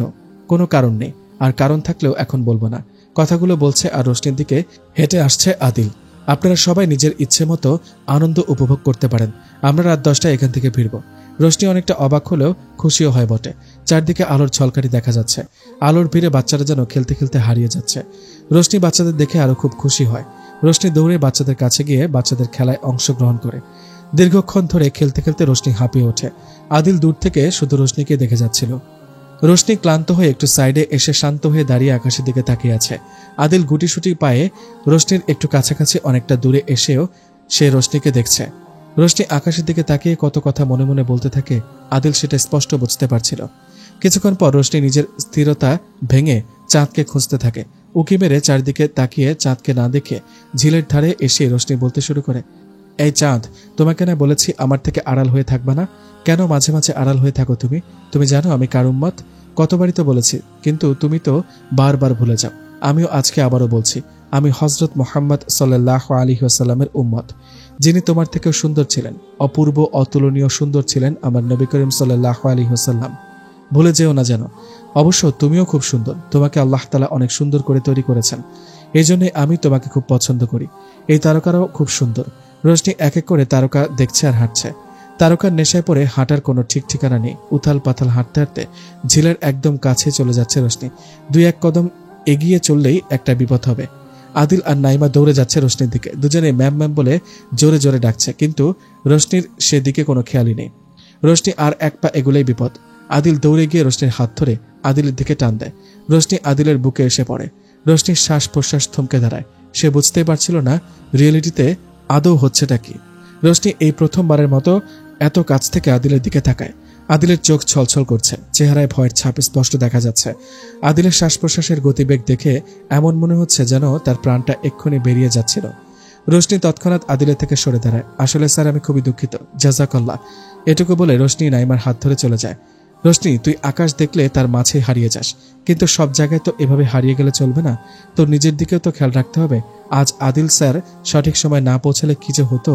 আদিল স্যার কিভাবে বুঝতে পারলেন আমি যে বিপদে পড়তে যাচ্ছি তা তো জানি না, কিন্তু আমার কেন জানি মনে হচ্ছে আদিল স্যার তোকে ফলো করে। কি বলছিস তুই এসব? স্যার তো একটা আস্ত ফাউল লোক, সারাক্ষণ প্যারা দিতে থাকে, ওনার মনে একটু দয়া মায়া নেই, কথায় কথায় শুধু আলিজওয়েল আলিজওয়েল। সবই বুঝলাম, কিন্তু তোর সাথেই কেন এসব করবে? একদিন ভুল করে আদিল স্যারকে আসিফ ভেবে বকাঝকা করেছিলাম, সেই থেকে এমন শাস্তি দিচ্ছেন। আমার তবুও মনে হচ্ছে কেমন জানি রহস্য লুকিয়ে আছে এসবের আড়ালে। জানি না, আল্লাহ ভালো জানেন। চলতে এসব কথা বাদ দিয়ে সবার সাথে সময় কাটে। রোশনি, আমার কেন জানি মনে হচ্ছে আদিল স্যার তোকে পছন্দ করে। পাগল নাকি তুই? আস্তাগফিরুল্লাহ, তুই আদৌ ভেবেছিস তুই কি বলছিস? তোকে কি বললাম এতক্ষণ ধরে, তুই শুনতে পাসনি? আর তুই জানিস কারো সম্পর্কে অহেতুক মন্তব্য করা বা ধারণা করা কবিরা গুনাহ। ইন্না লিল্লাহ আল্লাহুম্মা গফিরলি। আমি তো জানতামই না এই বিষয়টা। কি করলে আমার এই গুনাহ মাফ হয়ে যাবে? চিন্তা করিস না, খাঁটি তওবা করে আল্লাহর কাছে ক্ষমা প্রার্থনা করতে হবে। পরবর্তী সময়ে এরকম গুনাহ আর করা যাবে না, তবে নিশ্চয়ই আল্লাহ মাফ করবেন। আল্লাহ তাআলা বলেছেন, নিশ্চয়ই আমি তওবাকারীকে পছন্দ করি। ওকে, আমি তওবা করলাম, আমি এমন গুনাহ আর জীবনেও করব না। আচ্ছা চল, 9:30 বেজে গেছে, আমাদের ফিরতে হবে। এই যে ম্যাম, দাঁড়ান। এই রোশনি, আদিল স্যার তোকে ডাকছে। উফ, আবার কোন আদেশ বাদ পড়ে গেল। তুই আমার সাথেই দাঁড়া, সবাই গাড়িতে উঠুক, তারপর আমি আর তুই। ওকে? আচ্ছা ঠিক আছে। এই, তোমার নাম জানি কি? নাইমা নিশাত। ও আচ্ছা, এখানে দাঁড়িয়ে আছো কেন? যাও গাড়িতে গিয়ে বসো। রোশনি আর নাইমা দুজনে গাড়ির দিকে হাঁটা শুরু করে। এই যে ম্যাম। রোশনি হাঁটা বন্ধ করে দেয়। হ্যাঁ, আপনাকেই বলছি, আপনার সিট ওই 3 গাড়িতে নয়। আপনি যেই গাড়িতে করে এসেছেন সেই গাড়িতে করেই আপনার যেতে হবে। রোশনি বাধ্যবের মতো চুপচাপ আদিলের গাড়িতে গিয়ে বসে। আদিল রোশনির পাশে বসে। গাড়ি চলছে আপন গতিতে। গলায় আওয়াজ দেয় আদিল। কেমন কাটলো সন্ধ্যা? আলহামদুলিল্লাহ ভালো। এমন আয়োজন এই হসপিটালে প্রথম হয়েছে মনে হয়। শুধুমাত্র তোমার জন্য। মানে? আমার জন্য মানে? না মানে সত্যি বলবো নাকি মিথ্যা? অবশ্যই সত্যি বলবেন। তুমি আমার থেকে সত্যি কথা আশা করো? রোশনি চুপ করে আছে। রোশনি মনে মনে বলছে, আচ্ছা আদিল স্যার এমনভাবে কথা বলছেন কেন? কই অন্য কোনো ডাক্তার বা নার্সের সাথে তো এমনভাবে কথা বলে না। এই যে উত্তর দিচ্ছেন না যে। রোশনি স্বাভাবিক হয়ে বলে, সত্যি কথা বলা উত্তম কাজ। যারা সত্য কথা বলে তাদেরকে আল্লাহ তাআলা ভালোবাসেন। আমার নবী হযরত মুহাম্মদ সাল্লাল্লাহু আলাইহি ওয়াসাল্লাম সবসময় সত্য কথা বলতেন। 63 বছর জিন্দেগিতে তিনি একটা মিথ্যা কথাও বলেননি। সুবহানাল্লাহ। এছাড়াও মিথ্যা সকল গুনাহের মূল, আর সত্য কথা উত্তম চরিত্রের অধিকারী করে তোলে। আল্লাহু আকবার। এখন আপনি ঠিক করেন আপনি সত্য বলবেন নাকি মিথ্যা বলবেন। আচ্ছা সত্যি বলছি, বিকেলে তুমি বাসায় ঠিকমতো গিয়েছো কিনা তা নিয়ে দুশ্চিন্তায় ছিলাম। চিন্তা দূর করার জন্য তোমার বাসায় গেলাম। একটা মিথ্যা বাহানা করে রাফিকে দিয়ে সন্ধান নিতে শুরু করি। অবশেষে তোমার সন্ধান পাই। তারপর কি হয়েছে তুমি তো জানোই। তবে আমি মিথ্যা বাহানা করেছি ঠিক। এই বাহানা সত্যি করার জন্য সন্ধ্যায় সবাইকে নিয়ে এই পার্কে অনুষ্ঠানের ব্যবস্থা করি। এতে আমার বাহানা সত্যি হলো আর সবার আনন্দ উপভোগ হলো। রোশনি হতবাক হয়ে গেল আদিলের কথা শুনে। আদিল কেন এত কিছু করলো? তাহলে কি নাইমার মন্তব্যই সঠিক? আমি একদম শিওর না হওয়া পর্যন্ত কোনো প্রকার মন্তব্য করব না ইনশাল্লাহ। আচ্ছা ম্যাম, আজকে সন্ধ্যায় কে কোরআন তেলাওয়াত করেছিল? কেন জিজ্ঞেস করলেন? না মানে খুব সুন্দর কণ্ঠস্বর। এই প্রথম আমি এত সুন্দর তেলাওয়াত শুনেছি। আমার আম্মু সবসময় বলতো কোরআন তেলাওয়াতের মাঝে অনেক মধু আছে, কিন্তু আমি কখনো গুরুত্ব দিইনি। আচ্ছা ওই তেলাওয়াত কি তুমি করেছ? না আমি করিনি, আমার আম্মু করেছে। ওহ খুব সুন্দর, মাশাআল্লাহ। আচ্ছা তোমার বাসায় আর কে কে থাকে? কেন বলবো আপনাকে? রোশনি কিছুটা রাগান্বিত কণ্ঠে বলল। আদিল ভয় পেয়ে চুপ হয়ে গেল। আদিল আজ সারা রাত ঘুমাতে পারেনি, শুধু রোশনির কথাই মনে পড়ছে। আদিল তার নিজের বুকে হাত রেখে বলে, হ্যাঁ আমার হার্টবিট বেড়ে গেছে। তাহলে আমি রোশনিকে সত্যিই ভালোবেসে ফেলেছি। I love you Roshni. I love রোশনির নাদিয়া। আমি শীঘ্রই রোশনিকে প্রপোজ করব। আচ্ছা আমি তো এই মেয়েটার চোখটা পর্যন্ত দেখিনি। সে আসলে দেখতে কেমন জানি না। তার সম্পর্কে আমার কিছুই জানা নেই। তার চলাফেরা কথাবার্তা আমাদের পরিবারের সাথে একদম মেলে না। তবে আমি কেন তার প্রেমে পড়লাম জানি না। এই বোরকাওয়ালির মাঝে কি এমন আছে যা আমাকে ভালোবাসতে বাধ্য করেছে? কিছুতে স্পেশাল আছে। যাই হোক, এই বোরকাওয়ালি আমার জন্যই ফিক্সড। এই বোরকাওয়ালিকে আমার ঘরওয়ালি করব। All is well. এবার ঘুম দেই। শেষ রাতে ঠিক 3:30টায় আদিল ঘুমিয়ে পড়ে। রোশনি চক্করে এই কয়েকদিন যাবৎ সময় মতো হসপিটালে পৌঁছাতে পেরেছে, কিন্তু আজ 8:30 সময় হয়েছে। আদিলের এখনো ওঠার নামগন্ধ নেই। মৃত আপা রাশিদা বেগমকে জানালেন। রাশিদা বেগম তড়িঘড়ি করে আদিলকে ঘুম থেকে তোলে, কিন্তু আদিলের চোখে প্রচণ্ড ঘুম থাকার কারণে ঝিমিয়ে ঝিমিয়ে ফ্রেশ হয়ে কোনো রকম কফি পান করে দৌড় দেয় হসপিটালের উদ্দেশ্যে। হসপিটালে আসলে আমজাদ সাহেব আজকে রোশনিকে 6 ঘন্টার ছুটি দিয়ে আদিলের ডিউটি বাড়িয়ে দেয়। আদিল আলস্যের সাথে চেয়ারে বসে নাকামি করে বলে, বাবা শুধু আমার সাথে এমন করে কেন বুঝি না। তাই এই যে ম্যাম, তোমাকে 6 ঘন্টা ছুটি দিয়েছেন বাবা। বুঝলাম না বাবা মানে তোমার সম্মানিত আমজাদ স্যার। নকল হাসি দিয়ে বলে আদিল, উনি আমার বাবা। এটা বলেই মুখ একদম কালো করে ফেলে। রোশনি কেমন জানি চিন্তায় পড়ে যায়। তাহলে আমজাদ স্যার আমাকে জেনে বুঝে তার ছেলের ডিপার্টমেন্টে দিয়েছে, কিন্তু কেন? হে আল্লাহ তুমি সহায় থেকো। রোশনি আর কিছু না বলে বেরিয়ে গেল। 3 ঘন্টা পর আদিল আর থাকতে না পেরে রোশনিকে দেখার উদ্দেশ্যে মিমিকে দায়িত্ব দিয়ে বেরিয়ে পড়ে। আদিল ধারণা করে রোশনি 3য় ফ্লোরে আছে, কিন্তু সেখানে খুঁজে না পেয়ে হন্যে হয়ে খুঁজতে শুরু করে। গ্রাউন্ড ফ্লোরে এসে দেখে দূরে রোশনি কোনো এক ছেলের সঙ্গে খুব জমিয়ে আড্ডা করছে। ছেলেটা বেশ স্মার্ট। এক পর্যায়ে ছেলেটা রোশনির হাত ধরে। রোশনি হাত ছাড়ানোর চেষ্টা করতে শুরু করে। আদিল বেশ রেগে যায়। আদিল কিছু বুঝতে না পেরে গদগদ করে বলে ওঠে, এই বোরকাওয়ালির কি তাহলে বয়ফ্রেন্ড আছে? আমি এক্ষুনি এই বয়ফ্রেন্ড নামক আপদকে দূর করছি। বলে আদিল দ্রুত গতিতে এগিয়ে গিয়ে ওই ছেলেকে বলতে শুরু করে, কে ভাই আপনি? আমার বইয়ের হাত ধরার সাহস কি করে হয় আপনার? আমার বইয়ের হাত ছেড়ে দেন, না হয় অবস্থা খারাপ করে দিব। ছেলেটা অবাক হয়ে রোশনির দিকে তাকিয়ে আছে। রোশনি ইশারা করে না না বলতে আদিলের দিকে নজর করে। রোশনি আরো বেশি অবাক হয়। স্যার আপনি এখানে? আর আপনি এসব কি বলছেন? আদিল ভয় তোতলাতে তোতলাতে বলে, কেন? ঠিকই তো বললাম। ছেলেটি বলে, ভাই আপনার কোথাও একটা ভুল হচ্ছে। উনি আপনার বউ নন, উনি আমার বোন। আদিল এবার প্রচুর ভয় পেয়ে যায়। কাঁপা কাঁপা গলায় বলে, কি বললেন ভাই? ও আপনার বোন? জি ভাই। আদিল জিও ভাই কামড় দিয়ে কান ধরে বলে, sorry brother, I am extremely sorry, I am so mistake. Adil ভাগ এখান থেকে, এ বলে দৌড় দেয় আদিল। এটা রোশনির ভাই রায়হান। রায়হান কিছুটা অভিমান করে জিজ্ঞেস করে, রোশনি এটা কে ছিল? ভাইয়া, এটা আমাদের স্যার। আমি ওনার অফিসেই রোগী দেখি।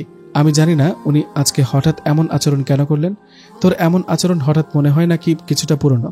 সঠিক বলতে পারবো না, তবে আমি এমন আজব আচরণের আন্দাজ করতে পারছি। হয়তো পুরনো হতে পারে, হয়তো না, পুরোপুরি কনফার্ম এসব কিছু করা সম্পূর্ণ হারাম। এসব কিছু থেকে দূরে থাকবে, দরকার পড়লে চাকরিও ছেড়ে দিবি, আল্লাহ তাআলার ভয় দিলে রাখবি, চোখ হেফাজত করে রাখবি, আল্লাহ ভরসা, আল্লাহ তোকে সাহায্য করবেন ইনশাআল্লাহ। রায়হান এক নাগারে কথাগুলো বলে চলে যায়। রোশনি তার ভাইয়ের কথা শুনে ভাবনায় পড়ে যায়। রোশনি তাদের অফিস রুমে আসলো। স্থির হয়ে দাঁড়িয়ে নিচের দিকে তাকিয়ে, আসসালামু আলাইকুম রহমতুল্লাহ। আদিল চুপ করে আছে। আপনার মূল উদ্দেশ্য কি জানতে পারি?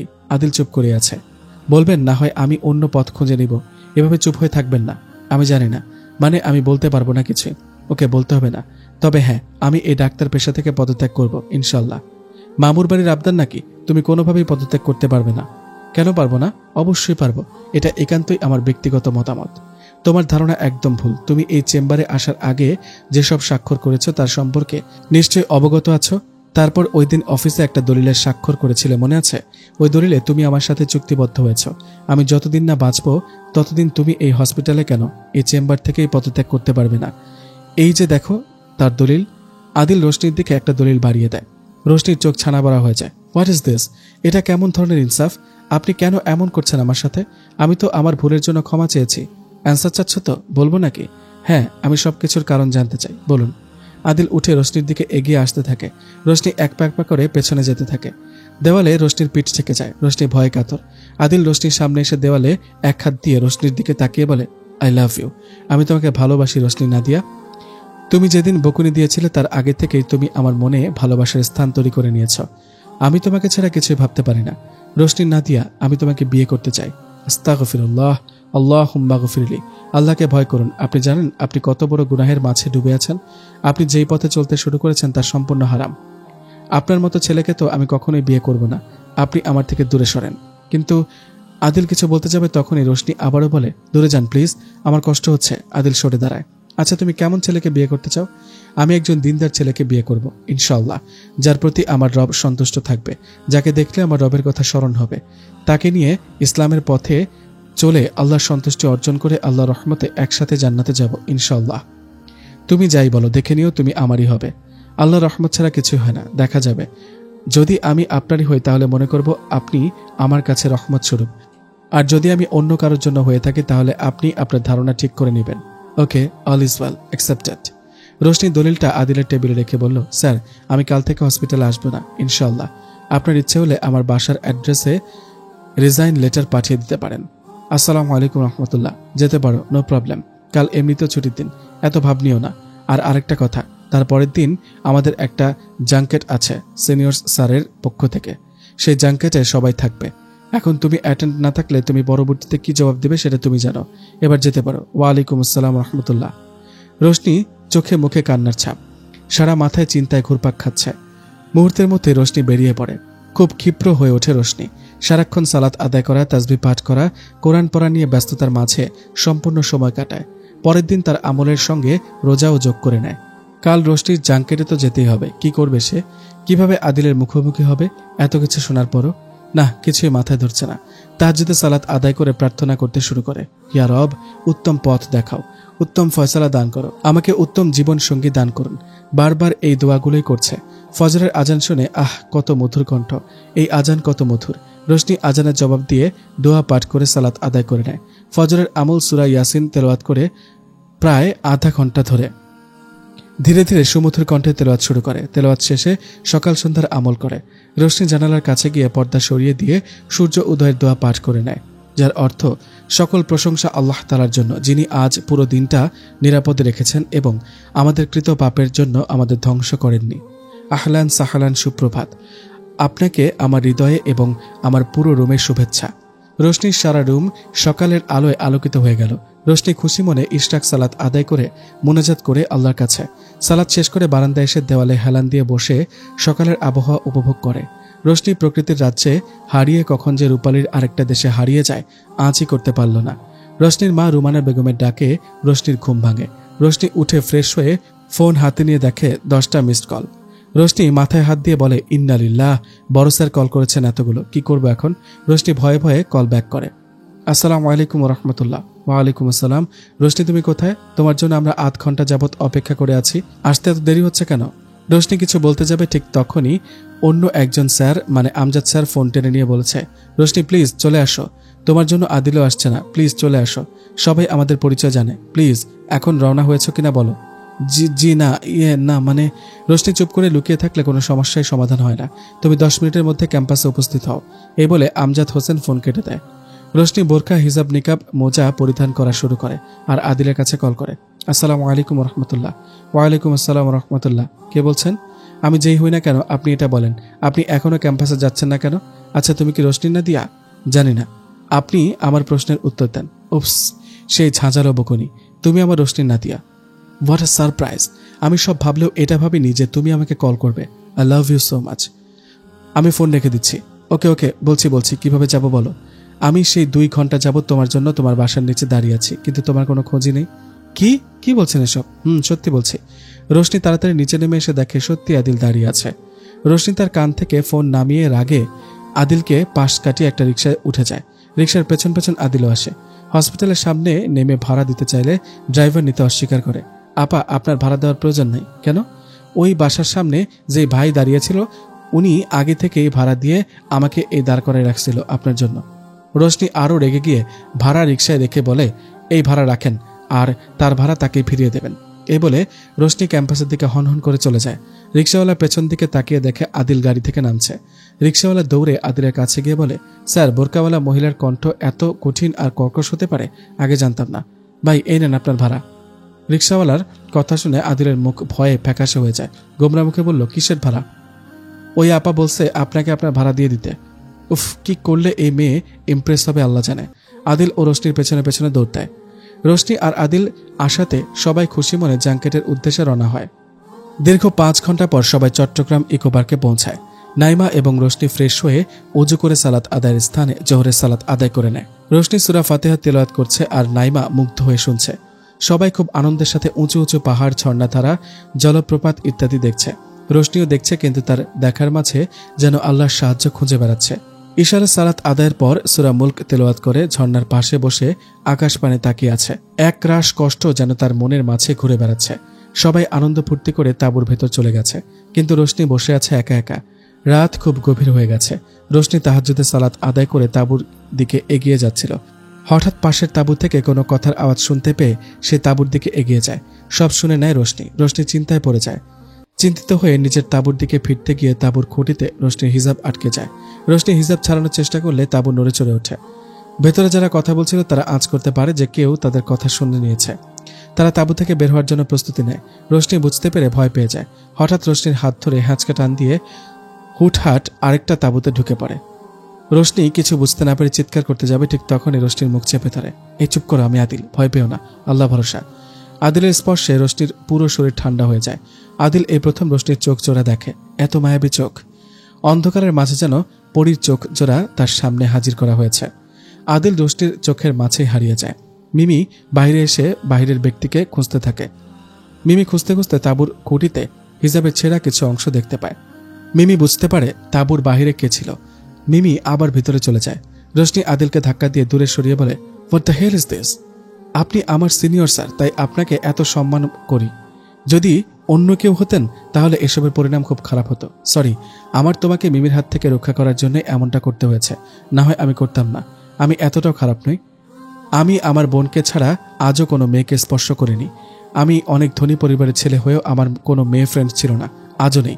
আমি তোমাকে এই প্রথম স্পর্শ করেছি, তাও আবার যতবার করেছি ততবার অনিচ্ছাকৃতভাবেই করেছি। ভালোবাসি তোমায়, তাই তোমার পাশেই সারাক্ষণ ঘুরঘুর করি। আপনি যা কিছু করেছেন সবকিছু সম্পূর্ণ গুনাহ এবং হারাম। আপনাকে যতটা ভালো জানতাম তার থেকেও বেশি ঘৃণা করি। রোশনি অত্যন্ত রেগে বেরিয়ে যায়, সিটে চলে যায়। পরের দিন সবাই মিলে চারপাশে অনেক ভ্রমণ করে তারপর আবার ফেরার উদ্দেশ্যে রওনা হয়। পরের দিন ভোরে ঢাকায় এসে পৌঁছায়। সবাই সবার মতো বাসায় চলে যায়। রোশনি বাসায় এসে ফ্রেশ হয়ে বিশ্রাম নিতে শুরু করে। টানা ঘুমিয়ে দুপুর 2টায় উঠে জোহরের সালাত আদায় করে নেয়। আমল শেষ করতে নাইমা কল করে। নাইমার সাথে সফরের বিষয়ে খুব গল্প হয়। আদিলের কথা উঠতে রোশনির একদিন আগের সেই রাতের কথা মনে পড়ে যায়। নাইমা জিজ্ঞেস করতে রোশনি সবকিছু খুলে বলে। নাইমা জিজ্ঞেস করলো, আদিল স্যার কেন এমন করলো? সে প্রশ্নের জবাব দিতে গিয়ে রোশনির পেরেশানি বেড়ে যায়। সে নাইমাকে সবকিছু খুলে বলে। নাইমা তো পুরোই অবাক। আচ্ছা নাইমা, পরে কথা হবে, এখন রাখছি। আসসালামু আলাইকুম রহমতুল্লাহ। ওয়ালাইকুম আসসালাম রহমতুল্লাহ। রোশনি চিন্তায় ভেঙে পড়ে। ইয়া আল্লাহ, কি করলাম আমি? আদিল স্যারের অনেক বড় ক্ষতি হয়ে যাচ্ছে, আর আমি স্যারকে এই পর্যন্ত কিছুই বললাম না। মিমি আসলে খুব ডেঞ্জারাস, কি করব আমি? হ্যাঁ, স্যারকে কল করে বলে দেই সবকিছু। হ্যাঁ, এটাই পারফেক্ট হবে। রোশনি আদিলের ফোনে কল করতে শুরু করে, কিন্তু আদিল ফোন তুলছে না। তুলবে কোত্থেকে? নাকি তেল দিয়ে ঘুমাচ্ছে আদিল। আদিলের ফোন সাইলেন্ট। আদিল বিকালে ঘুম থেকে উঠে ফ্রেশ হয়ে কফি পান করে। কফি শেষ করে তার বাবার কাছে গিয়ে তার মা রাশিদা বেগম এবং নাবিলাকেও সঙ্গে নিয়ে দীর্ঘ সময় ধরে অনেক কথাবার্তা বলে। তারপর সবাই হাসি মুখে যার যার রুমে যায়। আমজাদ হোসেন আরও কয়েকজনের সাথে কোনো বিষয়ে আলোচনা করে। রোশনি দুশ্চিন্তাগ্রস্ত হয়ে আমজাদ স্যারের বাসার দিকে ছুটে চলে, কিন্তু সে যাবে কোথায়, কিভাবে যাবে? এমন চিন্তা মাথায় আসতেই সে আবার গাড়ি থেকে নেমে পড়ে। এদিক সেদিক পাচারি করতে করতে হঠাৎ রোশনির মুখে চাপা মেরে স্প্রে করে কোথাও নিয়ে যাওয়া হয়। 3 ঘন্টা পর রোশনির জ্ঞান ফিরে আসলে সে একটা গ্যারেজে তার অস্তিত্ব বুঝতে পারে। একটা চেয়ারে হাত পা সহ বেঁধে রাখা হয়েছে। মুখেও কাপড় বাঁধা থাকার ফলে উ শব্দ করা ছাড়া আর কিছুই বলতে পারছে না। যাই হোক, রোশনির গলার আওয়াজ শুনে মিমি আর তার সাথে তার ফ্রেন্ড রিক্তা বেরিয়ে আসে। মিমি বলে, আসসালামু আলাইকুম ম্যাম, মাফ করবেন, আমি আপনাকে এভাবে আটকাতে চাইনি, কিন্তু কি করব বলেন? আজকে আমি আদিল স্যারকে বিয়ে করব ডিসাইড করেছি, কিন্তু আপনি আমার সব কথা শুনে নিয়েছিলেন। এখন সেই প্ল্যান ফ্লপ করতে যাচ্ছেন, এটা কি ঠিক? তাই আপনাকে আটকানোর জন্য এই কাজটা করতেই হলো। I am so sorry. মিমির কথাগুলো শুনে রোশনির খুব মনে কষ্ট লাগছিল, কিন্তু কেন সে নিজেও জানে না। কি করবে? কোনো পথ খুঁজে না পেয়ে বেশি বেশি করে দোয়া পাঠ করতে শুরু করে। ম্যাম, বেশি চিন্তিত হওয়ার কারণ নেই। আধা ঘন্টা পর আমার প্ল্যান মতো স্যারকে ফাঁসিয়ে বিয়ে করে নিব। 20 মিনিট পার হতেই কে যেন গ্যারেজের বাহির থেকে নক করতে থাকে। মিমি রিক্তার সাহায্য নিয়ে রোশনিকে সাইডে নিয়ে তারপর গ্যারেজের শাটার ওঠায়। মিমি বাহিরে তাকিয়ে দেখে হসপিটালের সিনিয়র কয়েকজন ডাক্তার, আমজাদ স্যার, রাশিদা বেগম, নাবিলা, আদিল, সাথে মিমি বাবা সহ আরো কয়েকজন, এবং সাথে কাজী সাহেবও আছেন। সবাই ধরপড় করে ভেতরে প্রবেশ করে। মিমি হতবাক হয়ে তাকিয়ে আছে। সে বুঝতে পারছে না আসলে হচ্ছেটা কি। আসসালামু আলাইকুম রহমতুল্লাহ। রিক্তা, আমাদেরকে রোশনি ম্যামের কাছে নিয়ে চলো। রিক্তা সবাইকে রোশনির কাছে নিয়ে যায়। আদিল রোশনিকে সালাম দিয়ে বলতে শুরু করে, এখানে সবাইকে ডাকার উদ্দেশ্য হলো আমি রোশনি ম্যামকে খুব পছন্দ করি প্রথম থেকেই। একটা পর্যায়ে আমি রিয়েলাইজ করি আমি রোশনিকে ভালোবেসে ফেলেছি। আমি যখন ম্যামকে প্রপোজ করি তখন ম্যাম আমার প্রপোজ প্রত্যাখ্যান করেছে। তাও এই একটা কারণ যে বিবাহের আগে প্রেম ভালোবাসা হারাম। তো আমি যে কোনোভাবেই হোক জানতে পারি ম্যাম আল্লাহর ফয়সালার উপর সন্তুষ্ট থাকে। আরও জানতে পারি ম্যামের ভিন্ন রকম ভাবে বিয়ে দেখতে চান, যে বিয়ে এখনকার সময়ের সাথে একদম ম্যাচ হয় না। তাই তার ইচ্ছে মতোই আমি এই আয়োজন করেছি। এখন তার কোনো আপত্তি থাকবে না নিশ্চয়ই? আদিল রোশনির কানের কাছে ফিসফিস করে বলে, যদি সত্যি আল্লাহর সন্তুষ্টি পেতে চাও, যদি সত্যি আল্লাহর উপর ভরসা করে থাকো, তাহলে এই বিয়েতে সম্মতি প্রকাশ করবে। আর যদি আল্লাহর উপর ভরসা না রাখো তাহলে বারণ করে দিতে পারো। রোশনি মনে মনে আদিলকে আরও ঘৃণা করতে শুরু করে। ছি, আদিল স্যার মিথ্যা ভালোবাসায় অন্ধ হয়ে শয়তানের ধোকায় পড়ে এতটা নিচে নেমে যেতে পারলো। কোথায় আমি ওনার সুরক্ষার জন্য উঠে পড়ে লেগেছিলাম, আর উনি আমার জন্য মিমির সাথে হাত মিলিয়ে এত বড় চক্রান্ত করলো। রোশনি ভেঙে পড়ে, আল্লাহর কাছে উত্তম ফয়সালা চাইতে লাগলো। আদিল বলে, রিক্তা ম্যামের মুখের কাপড় খুলে দাও যাতে ম্যামটা কথা বলতে পারে। কাজী সাহেব রোশনির এবং আদিলের বিবাহের কাজ শুরু করে। রোশনির মতামত যখন জানতে চাইছে তখন আদিলের বলা কিছুক্ষণ আগের কথাগুলো মনে পড়ে। আদিল যদিও কানে মুখে বলেছিল, কিন্তু আল্লাহ তো সব জানেন, দেখেন এবং শুনেন। আমি নিশ্চয় আল্লাহর উপর ভরসা করি, কিন্তু যেই শর্ত দিয়েছে আমি কিভাবে তা অস্বীকার করব? না, সম্ভব নয়। রোশনি আবার আল্লাহর কাছে দোয়া পাঠ করে আলহামদুলিল্লাহ বলে বিবাহের সম্মতি প্রকাশ করল। তারপর আদিল ও হাসি মুখে আলহামদুলিল্লাহ বলে বিবাহের সম্মতি প্রকাশ করে। অবশেষে রোশনির মতামত নিয়ে 1,20,000 দেনমোহরে ধার্য করে খেজুর এবং মিষ্টির মাধ্যমে বিবাহ সম্পন্ন হয়। রাশিদা বেগম এবং নাবিলা রোশনিকে নিয়ে গ্যারেজ থেকে বের হতে লাগলো, কিন্তু সবাই ভেতরে কি যেন নিয়ে সমালোচনা শুরু করে। রোশনি বের হতে না হতে ঠাস ঠাস থাপ্পড়ের আওয়াজ শুনতে পায়, কিন্তু কিছুই বুঝে উঠতে পারছিল না। তারা তিনজনই গাড়িতে বসে অপেক্ষা করতে থাকে। প্রায় কয়েক মিনিট পর সবাই বেরিয়ে আসে। আদিল রোশনির পাশে এসে বসে, বেশ রেগে আছে মনে হচ্ছে। যাই হোক, রোশনি স্বাভাবিকভাবেই বসেছিল। রোশনিকে আদিলের বাসায় নিয়ে আসা হয়। রোশনি ঘরে প্রবেশের দোয়া পাঠ করে ঘরে প্রবেশ করে। রোশনি তৎক্ষণাৎ জোহরের সালাত আদায় করে নেয়, আবার পুনরায় বোরকা, হিজাব, নিকাব, মোজা পরিধান করে নেয়। রুম থেকে বের হয়ে সবাইকে উদ্দেশ্য করে বলে, আসসালামু আলাইকুম ওয়া রাহমাতুল্লাহ। আসলে আপনারা সবাই এমন একটা চক্রান্তের মাঝে আমাকে ফাঁসাবেন আমি জানতাম না। আমার পরিবারের কেউ এই সম্পর্কে এখনো কিছু জানেনি। আপনারাও জানানোর চেষ্টা করবেন না দয়া করে। সময় হলে আমি নিজেই বলবো ইনশাল্লাহ। আসলে আমার বাবা দুনিয়াতে বেঁচে নেই। বাবা আমাকে আর আমার ভাইকে খুব আদরের মাঝে বড় করেছিলেন। বাবা মারা যাওয়ার পর আমার ভাইয়া পড়াশোনা করতে খুব কষ্টের হয়ে দাঁড়ায়, তাই তখন কাজে গিয়ে আমাকে পড়ালেখা করায় তিনি।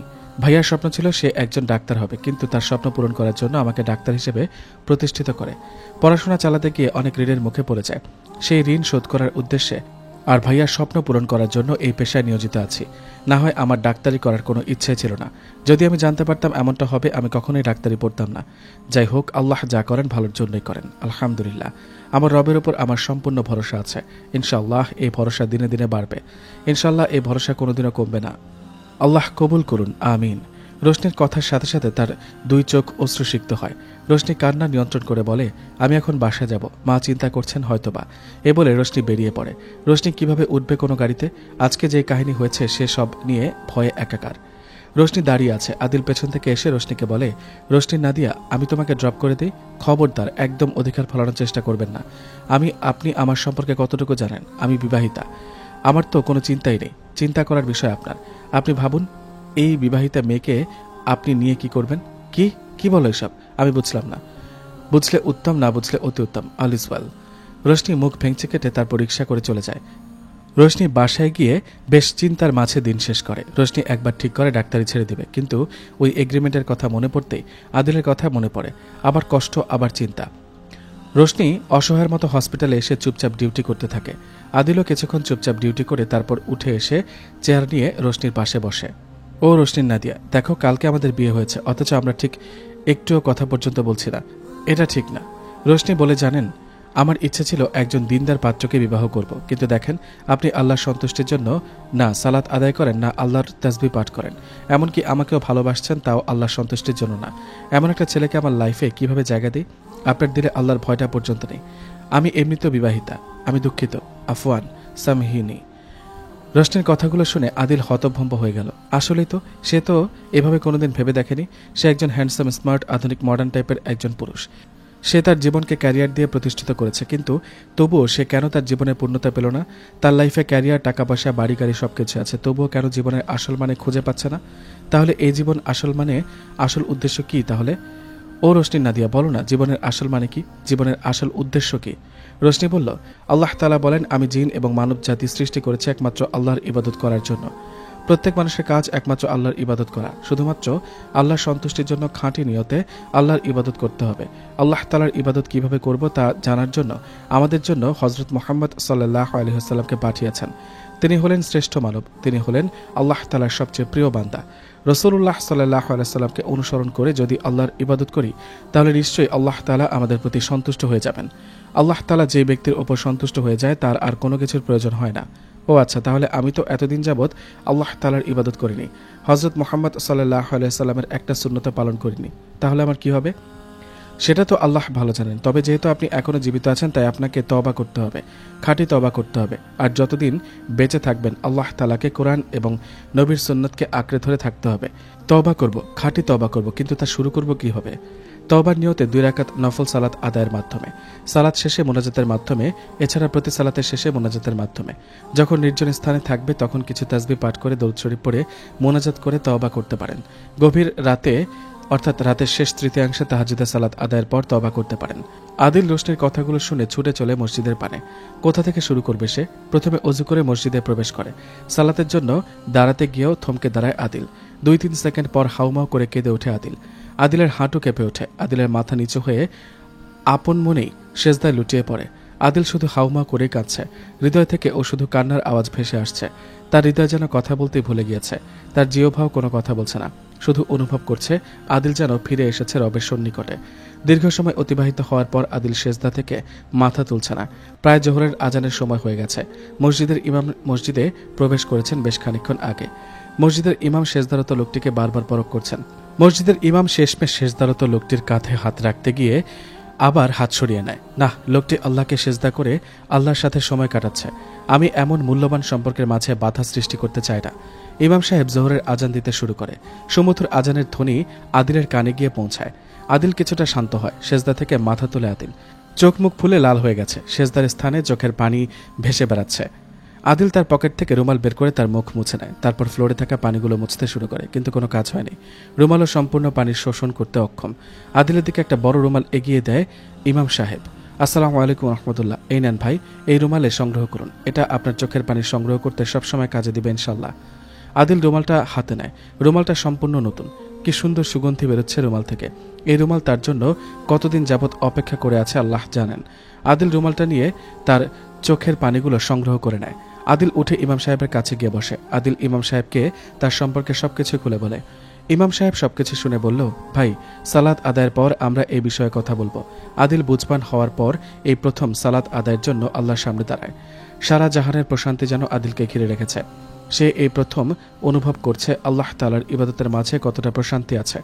সালাত আদায়ের শেষে দীর্ঘ মোনাজাত করে আল্লাহর কাছে তওবা করে। আল্লাহর কাছে হেদায়েত চাইতে থাকে, বেশি বেশি নেক আমল করার তৌফিক চাইতে থাকে। মোনাজাত শেষ করার পর ইমাম সাহেব আদিলের পাশে এসে বলে, আপনার স্ত্রী সঠিক কথাই বলেছেন। আপনার স্ত্রীর বলা কথাগুলোর মাঝে আপনার কল্যাণ নিহিত রয়েছে। এই নেন কিছু তাফসীর, এর মাঝে কোরআনের বর্ণনা রয়েছে। আর এই যে হযরত মুহাম্মদ সাল্লাল্লাহু আলাইহি ওয়াসাল্লামের জীবনাদর্শের কিতাব, আর এটা সাহাবীদের জীবনী এর কিতাব। এই কিতাবগুলো এখন আপনার লাইফে খুব প্রয়োজন। এগুলো পড়লে আপনার জীবনকে ইসলামের আলোয় সাজাতে অনেক সহজ হবে। আদিল কিতাবগুলো হাতে নিয়ে বলে, আমি খুব খুশি। আমি আল্লাহর কাছে চিরকৃতজ্ঞতা প্রকাশ করছি। ভাই, আপনাকে আল্লাহ এর প্রতিদান দান করুক। আদিল খুশি মনে বলে, আজ থেকে আমিও আল্লাহর বান্দা হব। আই লাভ আল্লাহ। ইমাম সাহেব অম্লান হাসি হেসে বলে, কি অদ্ভুত তাই না? আল্লাহ তাআলা এই আদিলের লাইফে কিভাবে তার স্ত্রীর আগমন ঘটালো। সুবহানাল্লাহ। আরও অদ্ভুতের বিষয় হলো, তার স্ত্রী তাকে খুব ঘৃণা করতে শুরু করেছে, কিন্তু সে জানে না তার মাধ্যমে আল্লাহ তাআলা আদিলকে হেদায়েতের পথে আনছে। আল্লাহু আকবার। হে আল্লাহ, তুমি তাদের দাম্পত্য জীবনকে বরকতময় করে দাও, আমিন। আদিল পরের দিন লম্বা জুব্বা, টাকনোর উপরে প্যান্ট, মাথায় টুপি পরে রেডি হয়ে নিচে নামে নাস্তার টেবিলে বসে। আদিলকে দেখতেই আমজাদ হোসেন, রাশিদা বেগমের চোখ কপালে উঠে যায়। আদিল নাবিলাকে ডাকতে শুরু করে, নাবিলা কোথায় তুই? ভাইয়া আসতেছি। মা, ভাইয়া আজকে এত তাড়াতাড়ি নিচে আসলো, ঘটনা কি? বলে নাবিলা হা করে দাঁড়িয়ে আছে। ওই হা করে আছিস কেন? আমি বোরকাওয়ালি মেয়ে বিয়ে করেছি। বোরকাওয়ালি মেয়ের স্বামী বলে কথা। তার জন্য উপযুক্ত স্বামী হতে হলে আমাকে দিনদার পুরুষ হতে হবে। সে আল্লাহর কাছে প্রিয় হবে। আমি কেন প্রিয় হব না? সে আল্লাহ সন্তুষ্টির জন্য আমার মতো ছেলেকে বিয়ে করতে পারলে আমি আল্লাহ সন্তুষ্টির জন্য কেন তার মতো হওয়ার চেষ্টা করব না? হ্যাঁ, আমি এখন থেকে সবসময় আল্লাহ সন্তুষ্টির জন্য সবকিছু করব ইনশাআল্লাহ। রোশনির মতো আমিও আল্লাহকে ভরসা করতে শুরু করে দিয়েছি, আলহামদুলিল্লাহ। আমার এখন একটাই উদ্দেশ্য, আল্লাহর সন্তুষ্টি অর্জন করা। আমি চাই আমার পরিবার ও ইসলামের ছায়াতলে আশ্রয় গ্রহণ করুক। তাই এখন থেকে বাবা, তুমিও হযরত মুহাম্মদ সাল্লাল্লাহু আলাইহি ওয়াসাল্লামের জীবনাদর্শ অনুসরণ করবে। দাড়ি কাটবে না, জুব্বা টাকনোর উপরে প্যান্ট, মাথায় টুপি পরবে। এই নাও তোমার সবকিছু, এগুলো পরিধান করে আসো বাবা, আমরা একসাথে হসপিটালে যাব। আম্মু, এই নাও বোরকা, হিজাব, নিকাব, মোজা। বাইরে যাওয়ার সময় এবং তোমার গায়ের মাহারাম পুরুষদের সামনে যাওয়ার সময় এসব কিছু পরিধান করবে। আর নাবিলা, তুইও আজকে থেকে বোরকা, হিজাব, নিকাব, মোজা পরিধান করে চলবি। তুই কলেজে সবসময় নিকাব পরিধান করে থাকবি। চোখের সামনেও এই পর্দা দিয়ে রাখবি। দৃষ্টি সবসময় নিচের দিকে রাখবি। যে যাই বলুক কোনো কথা কানে নিবে না। আর এসব কিছু আল্লাহ সন্তুষ্টির জন্য করবি। আর এসব আমার কথা নয়, এসব আল্লাহ তাআলার এবং রাসূল সাল্লাল্লাহু আলাইহি সাল্লামের আদেশ। আরেকটা কথা, কোনো ছেলেদের সাথে কথা বলবি না। এনে বোরকা, হিজাব, নিকাব আর মোজা। আর শোন মা, তুমিও শোনো, এই কিতাবগুলো টেবিলে রেখে যাচ্ছি, তোমরা সময় করে পড়ে নেবে, তাহলে তোমাদের ইসলামের পথে চলতে সহজ হয়ে যাবে ইনশাআল্লাহ। হে আল্লাহ, আমাকে, আমার স্ত্রীকে এবং আমার পরিবারের সবাইকে কবুল করে নাও, আমিন। আমজাদ হোসেন রেডি হলে রুমের বাইরে এসে দাঁড়ায়। আদিল তার বাবাকে সালাম দেয়। আসসালামু আলাইকুম রহমতুল্লাহ। খোশ আমদেদ বাবা, চলো আতর লাগাও। আমিও এই আতর মাত্র মেখেছি। আজ থেকে আমরা আতর ব্যবহার করব ইনশাআল্লাহ, এটা নবীর সুন্নত। খুব ভালো লাগছে আজকে। আমি তো কখনো ভাবিনি আমার পুরো পরিবার ইসলামের আলোয় আলোকিত হবে। আলহামদুলিল্লাহ, বাপ বেটা মিলে হযরত মুহাম্মদ সাল্লাল্লাহু আলাইহি ওয়াসাল্লামকে অনুসরণ করা শুরু করব। সারা জীবন রাসূলুল্লাহ সাল্লাল্লাহু আলাইহি ওয়াসাল্লামের দেখানো পথের পথিক হয়ে আল্লাহর কদমে সেজদা করে যাব ইনশাআল্লাহ। রাশিদা বেগম বলে ওঠে, সবই বুঝলাম। আমরা মা মেয়ে মিলে হযরত মুহাম্মদ সাল্লাল্লাহু আলাইহি ওয়াসাল্লামকে অনুসরণ করে চলব। নবীর সুন্নত দিয়ে জীবনকে সাজিয়ে আল্লাহ তাআলাকে সঁপে দিব ইনশাআল্লাহ। আদিল অত্যন্ত খুশি হয়ে আল্লাহর দরবারে শুকরিয়া জানায়। খুশি মনে তারা দুজনেই হসপিটালে রওনা হয়। ইতিমধ্যে রোশনি তার অফিসে প্রবেশ করে খুব অবাক হয়। কি ব্যাপার, আজকে আদিল স্যারকে মনে হচ্ছে তিনি তার গেটআপ পুরো চেঞ্জ করেছেন। একবার তাকিয়ে দেখি তো। রোশনি আদিলের দিকে তাকিয়ে দেখে আদিল সম্পূর্ণ হুজুর হয়ে এসেছে। রোশনি ঘৃণার চোখে দেখে মনে মনে ধিক্কার দিতে থাকে। ছি, সে আমাকে ইমপ্রেস করার জন্য এতটা নিচে নামবে ভাবতে পারেনি। এই প্রথম রোশনি অফিসে প্রবেশের সময় সালাম দিয়ে প্রবেশ করে। ওয়ালাইকুম আসসালাম রহমতুল্লাহ। রোশনি, তুমি এসেছ? তোমাকে কত কথা বলার আছে আমার। আমি তোমাকে প্রাণ খুলে সব কথা বলতে চাই। আমি কাল হয়েছে আপনার কাল আপনার পেটের মধ্যেই সীমাবদ্ধ রাখুন। আপনার কোনো কথাই শোনার ইচ্ছা আমার নেই। কেন শুনতে চাচ্ছ না? আপনি আমাকে ইমপ্রেস করার জন্য এসব করছেন, কিন্তু আপনি কি জানেন একে রিয়া বলে? রিয়া মানে লোক দেখানো ইবাদত। এটিকে ছোট শিরকও বলা হয়। রাসূলুল্লাহ সাল্লাল্লাহু আলাইহি সাল্লাম বলেছেন, হে মানুষ, তোমাদের ব্যাপারে ছোট শিরক সম্পর্কে আমার অত্যন্ত ভয় হয়। সাহাবায়ে কেরাম রাদিয়াল্লাহু তাআলা আনহু জিজ্ঞেস করলেন, ইয়া রাসূলুল্লাহ, ছোট শিরক আবার কি? রাসূলুল্লাহ সাল্লাল্লাহু আলাইহি সাল্লাম উত্তর দিলেন, রিয়া। রিয়াকারীদের কিয়ামতের দিন বলা হবে, যাদের উদ্দেশ্যে দুনিয়াতে আমল করেছিলে, যদি তাদের নিকট থেকে নেওয়ার মতো কিছু থাকে তাহলে তাদের থেকে স্বীয় আমলের বিনিময় আদায় করো। এক বুজুর্গের উক্তি, যে ব্যক্তি 7টি বিষয়ের ওপর আমল করে এবং অপর 7টি বিষয়ের ওপর আমল করে না, তার আমল অর্থহীন। বিষয়গুলো হলো, ক্ষুধাভীরতা দাবি করে কিন্তু পাপ কাজ থেকে বিরত থাকে না, তাহলে তার দাবি মিথ্যা এবং অর্থহীন। নাম্বার 2, আল্লাহর কাছ থেকে উত্তম প্রতিদানের আশা রাখে কিন্তু নেক কাজ করে না। যদিও আল্লাহ তাআলা নেক আমল ছাড়াও উত্তম প্রতিদান দিতে পারেন, কিন্তু তার সাধারণ নীতি হলো উত্তম প্রতিদান নেক আমলকারী পাবে। নাম্বার 3, নেক কাজ করার অভিলাষ তো আছে, কিন্তু পাকাপোক্ত কোনো নিয়ত নাই। সাধারণ ভাষায় আমরা যেটা বলি, খাঁটি নিয়ত নেই। নাম্বার 4, মেহনত ব্যতীত দোয়া, অর্থাৎ কোনো ব্যক্তি শুধু দোয়া করেই ক্ষান্ত হয়, নেককার হওয়ার জন্য মোটেও চেষ্টা করে না। আল্লাহ তাআলা বলেন, যারা আমার জন্য পরিশ্রম করে আমি অবশ্যই তাদেরকে স্বীয় সঠিক পথ প্রদর্শন করি। নাম্বার 5, স্বীয় অপরাধের জন্য লজ্জিত হওয়া ব্যতীত ক্ষমা প্রার্থনা করা, অর্থাৎ মুখে মুখে তো ক্ষমা প্রার্থনা করে কিন্তু আন্তরিকভাবে লজ্জিত হয় না। নাম্বার 6, আত্মসংশোধন ব্যতীত বাহ্যিক ও লোক দেখানো নেক কাজ অর্থহীন।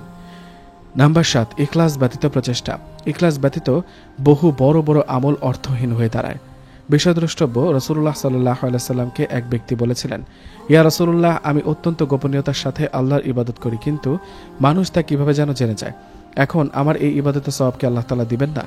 রাসূলুল্লাহ সাল্লাল্লাহু আলাইহি সাল্লাম উত্তর দেন, দ্বিগুণ সওয়াব লাভ করবে।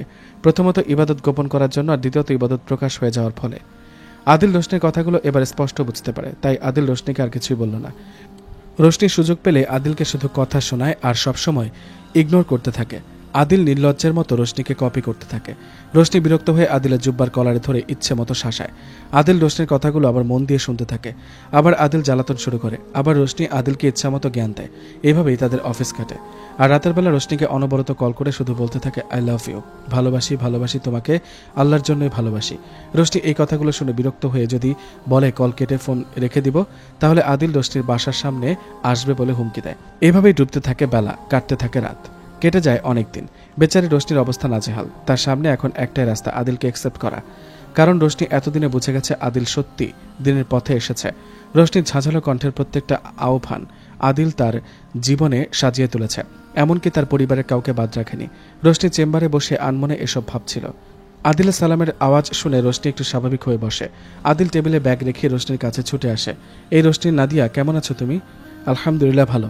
আপনি আমাকে সবসময় রোশনির নাদিয়া বলেন কেন? তাহলে কি বলবো? জানু, জান, জানেমান, অন্য কিছু? এই বলে আদিল অম্লান হাসি দেয়। আবার হাসি বন্ধ করে আদিল একদম শান্ত এবং গম্ভীর হয়ে বলতে শুরু করে, আসলে কি জানো, তোমাকে রোশনির নাদিয়া বলে ডাকার কারণ হচ্ছে, রোশনির নাদিয়া মানে আলোর আহ্বানকারী। এই অর্থের নামগুলো তুমিই বলেছিলে। কিন্তু তুমি কি জানো, তুমি সত্যি অনেক মানুষকে আলোর দিকে আহ্বান করে সফল হয়েছ। তুমি তোমার অজান্তেই আমাকে আলোর দিকে আহ্বান করেছ। দেখো, আজকে আমি আল্লাহর ইচ্ছায় আলোর আহ্বানে সাড়া দিয়ে ইসলামের পথে চলছি। এমনকি আল্লাহর ইচ্ছায় আমার পরিবার ও এখন ইসলামের আলোয় আলোকিত। তাছাড়াও 3rd ফ্লোরে তোমার ডিপার্টমেন্টের অধিকাংশ চিকিৎসক, নার্স এবং কর্মচারীরাও ইসলামের ছায়াতলে আশ্রয় গ্রহণ করেছে। ছোট ছোট বাচ্চারাও সৌভাগ্যবান এবং নেককার জীবন উপহার পেয়েছে একমাত্র তোমার উসিলায়।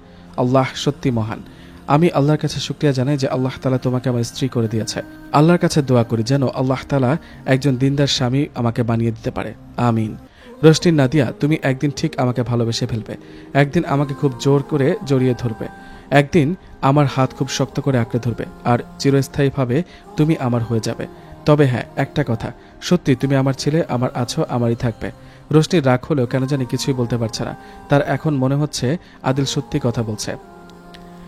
এই রোশনির নাদিয়া, চলো না আজকে দিনটা আমরা একসাথে অন্য কোথাও ঘুরে সময় কাটাই। প্লিজ, না করবে না, প্লিজ প্লিজ প্লিজ। আদিল বারবার অনুরোধ করছে, থামছে না। রোশনি একটু বিরক্তিকর ভাব প্রকাশ করে। ও রোশনির নাদিয়া, আমি যে জন্য থামছি না সেটা হলো আমি জানি আমি অনুরোধ করা শেষ করলেই তুমি বারণ করে দিবে। আমি সেটা চাই না, প্লিজ তোমাকে যেতেই হবে। প্লিজ এবার হ্যাঁ বলে দিও। আদিল বিরতি নিতে রোশনি সাফ না করে দেয়। আদিল রেগে গিয়ে বলে, আমি তোমাকে কবে টাচ করেছি তোমার মনে আছে? সেদিনের পর থেকে আজও তোমাকে আমি টাচ করিনি, কিন্তু আজ করব। এই বলে আদিল রোশনিকে টান দিয়ে কোলে তুলে নেয়। এই কি করছেন আপনি? এটা অফিস, প্লিজ নিচে নামান। যদি বলি এভাবে ধরে রাখতে চাই সারা জীবন তাহলে এই কথাগুলো পরে বলবেন, এখন আগে নিচে নামান। আচ্ছা নামাবো একটা শর্তে, তুমি আমার সাথে বাইরে যাবে, বলো মঞ্জুর? আচ্ছা যাবো। সত্যি বলছো তো? সত্যি বলছি। আদিল রোশনিকে নিচে নামায়। আদিল রোশনিকে বহু দূরে একটা নদীর পাড়ে নিয়ে আসে। রোশনি মনে মনে বলে, আচ্ছা এই পাগলটা কিভাবে জানে আমার নদীর পাড় খুব ভালো লাগে।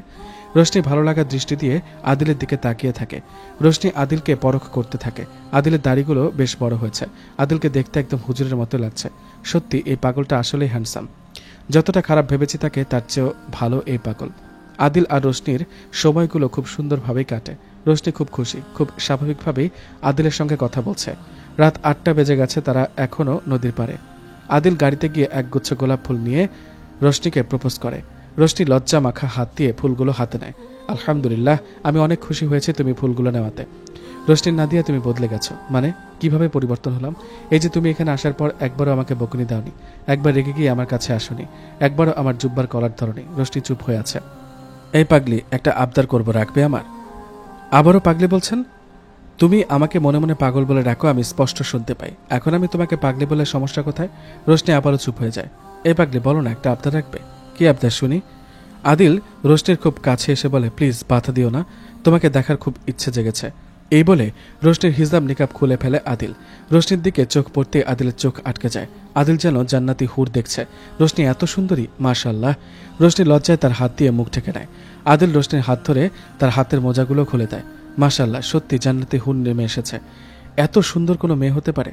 আদিল রোশনির খোপা থেকে কাঠি সরিয়ে নেয়। রোশনির চুল খুলে বাতাসের সাথে চুলগুলো এলোমেলো হয়ে উঠতে থাকে।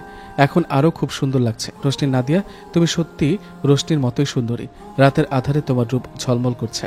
এই নাও তোমার হিসাব। তোমাকে একটা কথা বলার আছে, সেটা হলো আমি কালকে অফিস থেকে রিজাইন করে চলে যাব। রোশনি অবাক হয় কথাটা শুনে। অবাক হওয়ার কিছু নেই, আসলে আমার বাবাও কাল রিজাইন করে চলে যাবে। আমার পরিবার তোমার সাথে অনেকবার দেখা করতে চেয়েছিলে ক্ষমা চাইবে বলে, কিন্তু আমি নিষেধ করেছিলাম। আজ আমি পরিবারের হয়ে ক্ষমা চাচ্ছি, আমার পরিবারকে ক্ষমা করে দিও।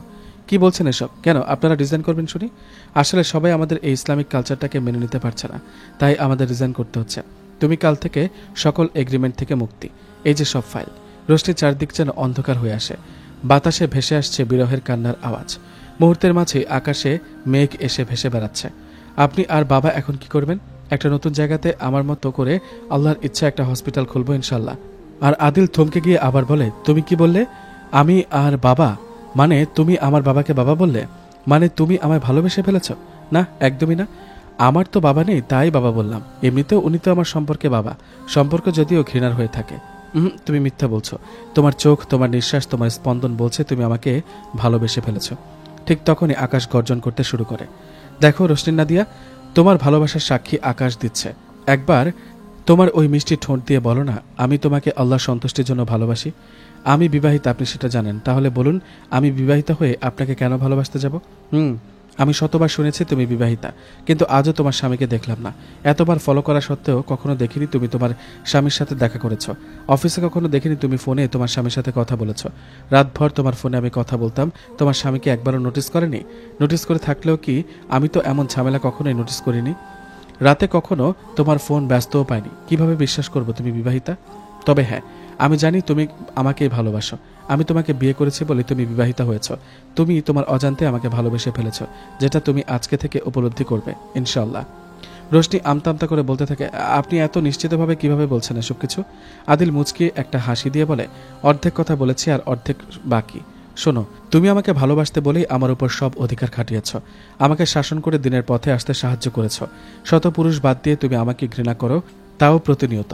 আবার আমার সামনে তুমি দিন কাটাও। পাগলি, এগুলো ভালোবাসা ছাড়া আর কি হতে পারে? রোশনি নিশ্চুপ হয়ে আছে। আসলে রোশনি কখনো এভাবে ভেবেই দেখেনি। এ পাগলি, তুমি আমাকে ছাড়া একটা মুহূর্ত সুস্থভাবে কাটাতে পারবে না, কারণ আমাদের বন্ধন আল্লাহ তাআলা লিখে দিয়েছেন। তুমি তো আমারই। সময় এখন থেকে শুরু।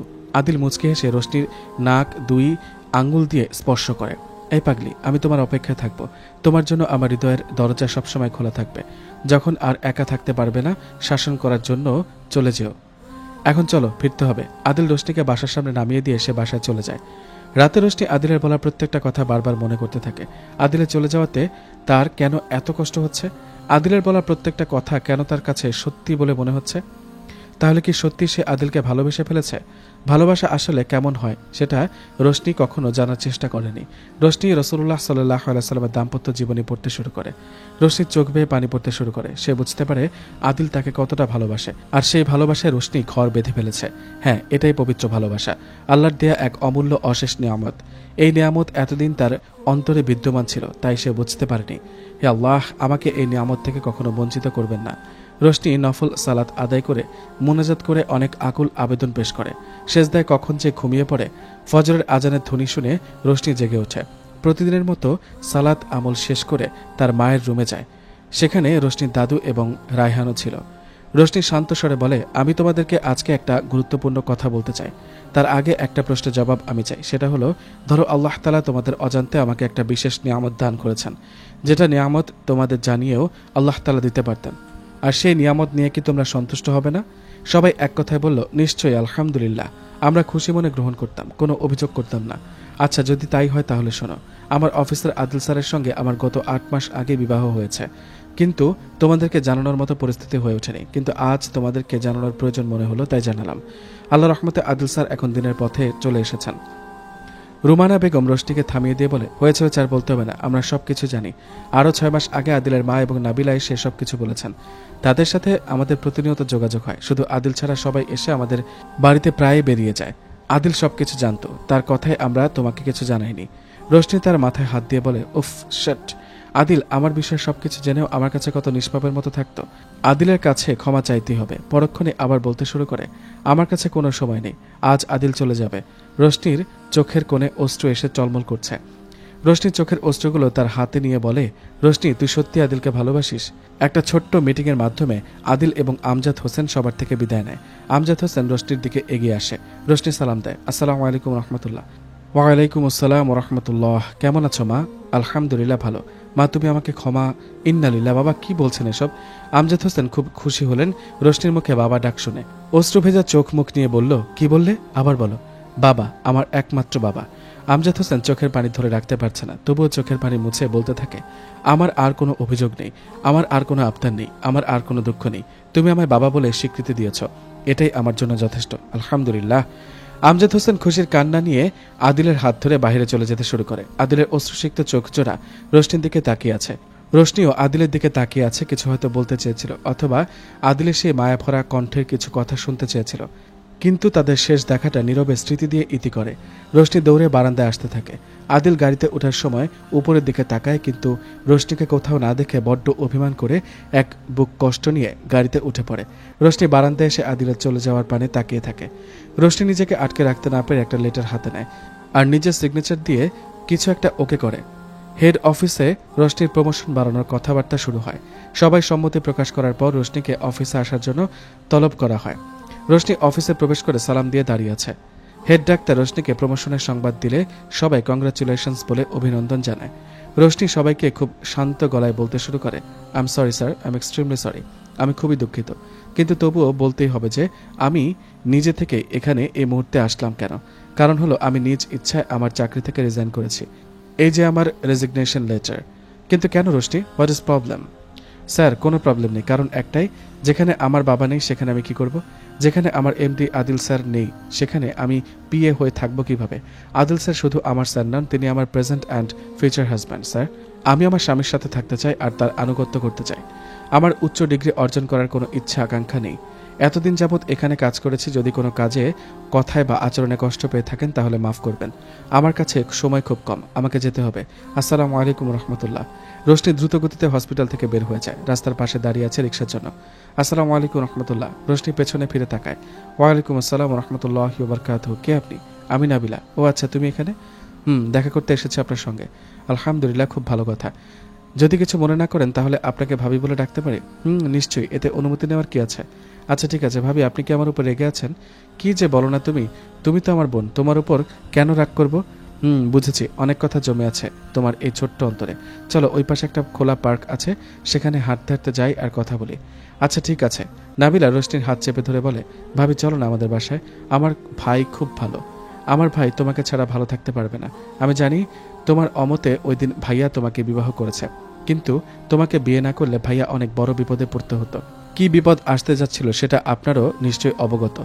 ওই রাতে মিমির সব কথা ভাইয়া শুনে নেয়। আপনি সেখানে ছিলেন। মিমি জানতে পেরে যখন বাইরে আসতে যাচ্ছিল, ভাইয়া আপনাকে সেভ করে। ভাইয়া পরের দিন মিমির ফ্রেন্ড রিক্তাকে শক্তভাবে পাকড়াও করে পরবর্তী প্ল্যান সম্পর্কে ভালো করে জেনে নেয়। রিক্তা জানায়, ওই রাতে মিমি আপনার হিজাবের অংশ পেয়ে বুঝতে পেরেছিল যে আপনি বাহিরে ছিলেন, তাই মিমি আপনার জন্য ভয়ঙ্কর প্ল্যান করে। আপনাকে এবং ভাইয়াকে ওইসব চক্রান্ত থেকে বাঁচানোর জন্য আমরা সবাই ভাইয়ার প্ল্যান মতো বিবাহকেই প্রাধান্য দিই, আর মিমির প্ল্যানে রিক্তা আমাদেরকে সম্পূর্ণভাবে সাহায্য করতে থাকে। রিক্তার সাহায্যে আমরা জানতে পারি আপনাকে মিমির বাবার গ্যারেজে আটক করে রাখা হয়েছে। তারপর কি হয়েছে আপনি নিজেই চাক্ষুষ সাক্ষী। আমরা গাড়িতে বসার পর মিমির বাবা মিমিকে খুব জোরে কয়েক থাপ্পড় দিয়ে তারপর অনেক বকাঝকা করে তাকে ঘরবন্দি করে রাখা হয়। তবে ভাইয়ার কথা মতো আমি প্রতিদিন দুপুর 3টা থেকে মাগরিবের পর পর্যন্ত কিতাব পাঠ করে শোনাতাম। আস্তে আস্তে মিমিও ইসলামের পথে চলতে শুরু করে। সে আপনার কাছে ক্ষমা প্রার্থনা করেছে।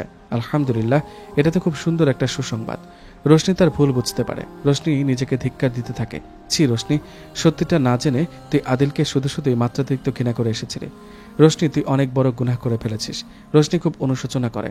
আচ্ছা ভাবি, আমাকে বাসায় ফিরতে হবে। আমি যাই তাহলে? ওকে যাও। নাবিলা যেতে শুরু করে। নাবিলা পেছনে ফিরে তাকায়। রোশনি নাবিলার কাছে গিয়ে নাবিলাকে জড়িয়ে ধরে কাঁদতে শুরু করে। কি হয়েছে ভাবি, কেন কাঁদছেন? নাবিলা, আমি আদিলকে খুব মিস করছি। তাকে অনেক অনেক কথা বলার আছে। তাকে কিভাবে বলবো আমার জমে থাকা এলোমেলো কথাগুলো? শান্ত হন ভাবি, সব ঠিক হয়ে যাবে, আল্লাহ ভরসা। আপনি কথা বলার জন্য প্রস্তুতি নিতে শুরু করেন, আর আমি ভাইয়াকে গিয়ে বলবো যে আপনি তার সাথে কথা বলতে চান। ওকে? রোশনি মাথা নাড়িয়ে হ্যাঁ বলে সম্মতি জানায়। রোশনি বাসায় এসে আদিলের ফোনে অনবরত কল দিতে শুরু করে। কখনো ব্যস্ত বলে, আবার কখনো রিং হয়। রোশনি আদিলকে কল করার জন্য অনেকবার টেক্সট করে, কিন্তু নো রিপ্লাই। এশারের পর হয়ে যায়, আদিলের কোনো পাত্তা নেই এখনো। রোশনি নাছর বান্দার মতো এখনো কল মেসেজ দিয়ে যাচ্ছে। ঘড়িতে যখন 8টা বেজে ওঠে, রোশনি রেগে গিয়ে মেসেজ দেয় 15 মিনিটের মধ্যে কল না করলে সোজা আদিলের বাসার সামনে এসে যাবে। রাত 9:30টায় আমজাদ হোসেন এবং আদিল বাসায় ফিরে আসে।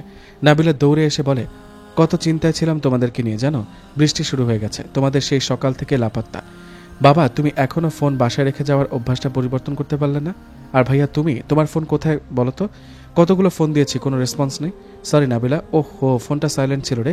তুই 134টা মিসড কল কেন দিয়েছিস? কি? আমি মাত্র 20টি কল দিয়েছি। কি বলছিস এসব? আদিল কল লিস্ট চেক করে ধপাস করে ফ্লোরে বসে পড়ে। কিরে ভাইয়া, কি হয়েছে? রোশনি কি? রোশনি এতগুলো কল দিয়েছে? আমি তোমাকে এটা বলার জন্য বারবার কল দিচ্ছিলাম। মানে তোর আজকে রোশনির সাথে দেখা হয়েছে? সে বলল তোমাকে কি কথা যেন বলতে চায়। আদিল আবার তাড়াহুড়ো করে ফোন হাতে নেয়। আদিল দেখে রোশনি 100 এর কাছাকাছি মেসেজ করেছে। আদিল পুরো হতবাক। রোশনি এই প্রথম আদিলকে এতগুলো কল মেসেজ করেছে। আদিল লাস্ট মেসেজটি পড়ে অস্বাভাবিকভাবে দাঁড়িয়ে যায়। মনে হলো আদিলকে কারেন্টের শক করেছে। রোশনি আবার সত্যি সত্যি বাইরে নেমে পড়ল না তো? এখন তো প্রচুর বৃষ্টি হচ্ছে। আদিল তাড়াতাড়ি তার বারান্দায় এসে দাঁড়ায়। দেখে সত্যি একজন বোরকাওয়ালি বাসার সামনে দাঁড়িয়ে আছে। আদিল দৌড়ে বাহিরে গিয়ে বোরকাওয়ালির সামনে দাঁড়ায়। আদিল তার কান ধরে ওঠানামা করতে থাকে আর ভঙ্গিমা করে সরি বলছে। আমি বলেছি আপনাকে কান ধরতে। আদিল কান ছেড়ে দিয়ে সোজা হয়ে দাঁড়ায়। রোশনি আদিলকে জড়িয়ে ধরে কাঁদতে শুরু করে। আদিলও কম কিসের, সেও কান্না জুড়ে দিল। এই যেন সুখের কান্না। আদিল রোশনির নিকাব আলতো করে খুলে দেয়। বৃষ্টি ভেজা রোশনির চেহারা একদম নুরানি দেখাচ্ছে। রোশনি কিছু বলতে যাবে, আদিল রোশনির ঠোঁটে আঙুল চেপে বলে, আমাকে কোনো কৈফিয়ত দিতে হবে না পাগলি, তুমি আমার আর আমি তোমার। আলহামদুলিল্লাহ। রোশনি বলে, সুম্মা আলহামদুলিল্লাহ। এই রহমতের বৃষ্টির মাঝে আল্লাহ তাআলার এক নিয়ামতের পূর্ণতা পায়। গল্প চলে যায় 5 বছর পর। আল্লাহর সৃষ্টি ঘেরা একটা ছোট্ট জায়গা জুড়ে ছোট্ট একটা গ্রামে আমজাদ হোসেন এবং আদিল ছোট্ট একটা বাড়ি তৈরি করেছে। আদিল এবং রোশনি আল্লাহর রহমতে খুব সন্তুষ্টির মাঝে দিন কাটাচ্ছে। আদিল এবং রোশনির কোল জুড়ে যমজ 2 কন্যা সন্তান এবং 2 পুত্র সন্তান রাজত্ব করে বেড়ায়। যমজ 2 মেয়ের নাম, বড় মেয়ের নাম মেহেরুন্নেসা আর ছোট মেয়ের নাম হালিমা সাদিয়া। যমজ 2 ছেলের নাম, বড় ছেলের নাম আমানুল্লাহ ইসলাম, ছোট ছেলের নাম আসাদুল্লাহ আল আমিন। তবে আরেকটা কথা, যমজ 2 মেয়ে যমজ 2 ছেলে অপেক্ষা 3 বছরের বড়। আমজাদ হোসেন এবং আদিল পাশেই একটা হসপিটাল খোলে। এই হসপিটালে গরিব, অসহায়, দরিদ্র এবং অসহায় এতিম শিশুদের ফ্রি চিকিৎসা করা হয়। এতিম ও অসহায় শিশুদের জন্য আলাদা থাকার ব্যবস্থা করা হয়েছে। দিন শেষে রাতে আদিল তার 4 বাচ্চাদের নিয়ে খুব খেলাধুলা করে। বাচ্চাদের ঘুম পাড়িয়ে রেখে রোশনিকে ছাদে নিয়ে যায়। প্রতিদিন তাকে নিয়ে গল্প করে খুব। এই ছোট্ট গ্রামে চাঁদ দেখে রাতের পর রাত গল্প করা, জোনাকি নিয়ে খেলা করা, তারাদের নিয়ে ভাগাভাগি করা, এভাবেই কাটে তাদের রাত। এখন আমজাদ হোসেনের পরিবার সত্যি আলোর আহ্বানে সাড়া দেয়।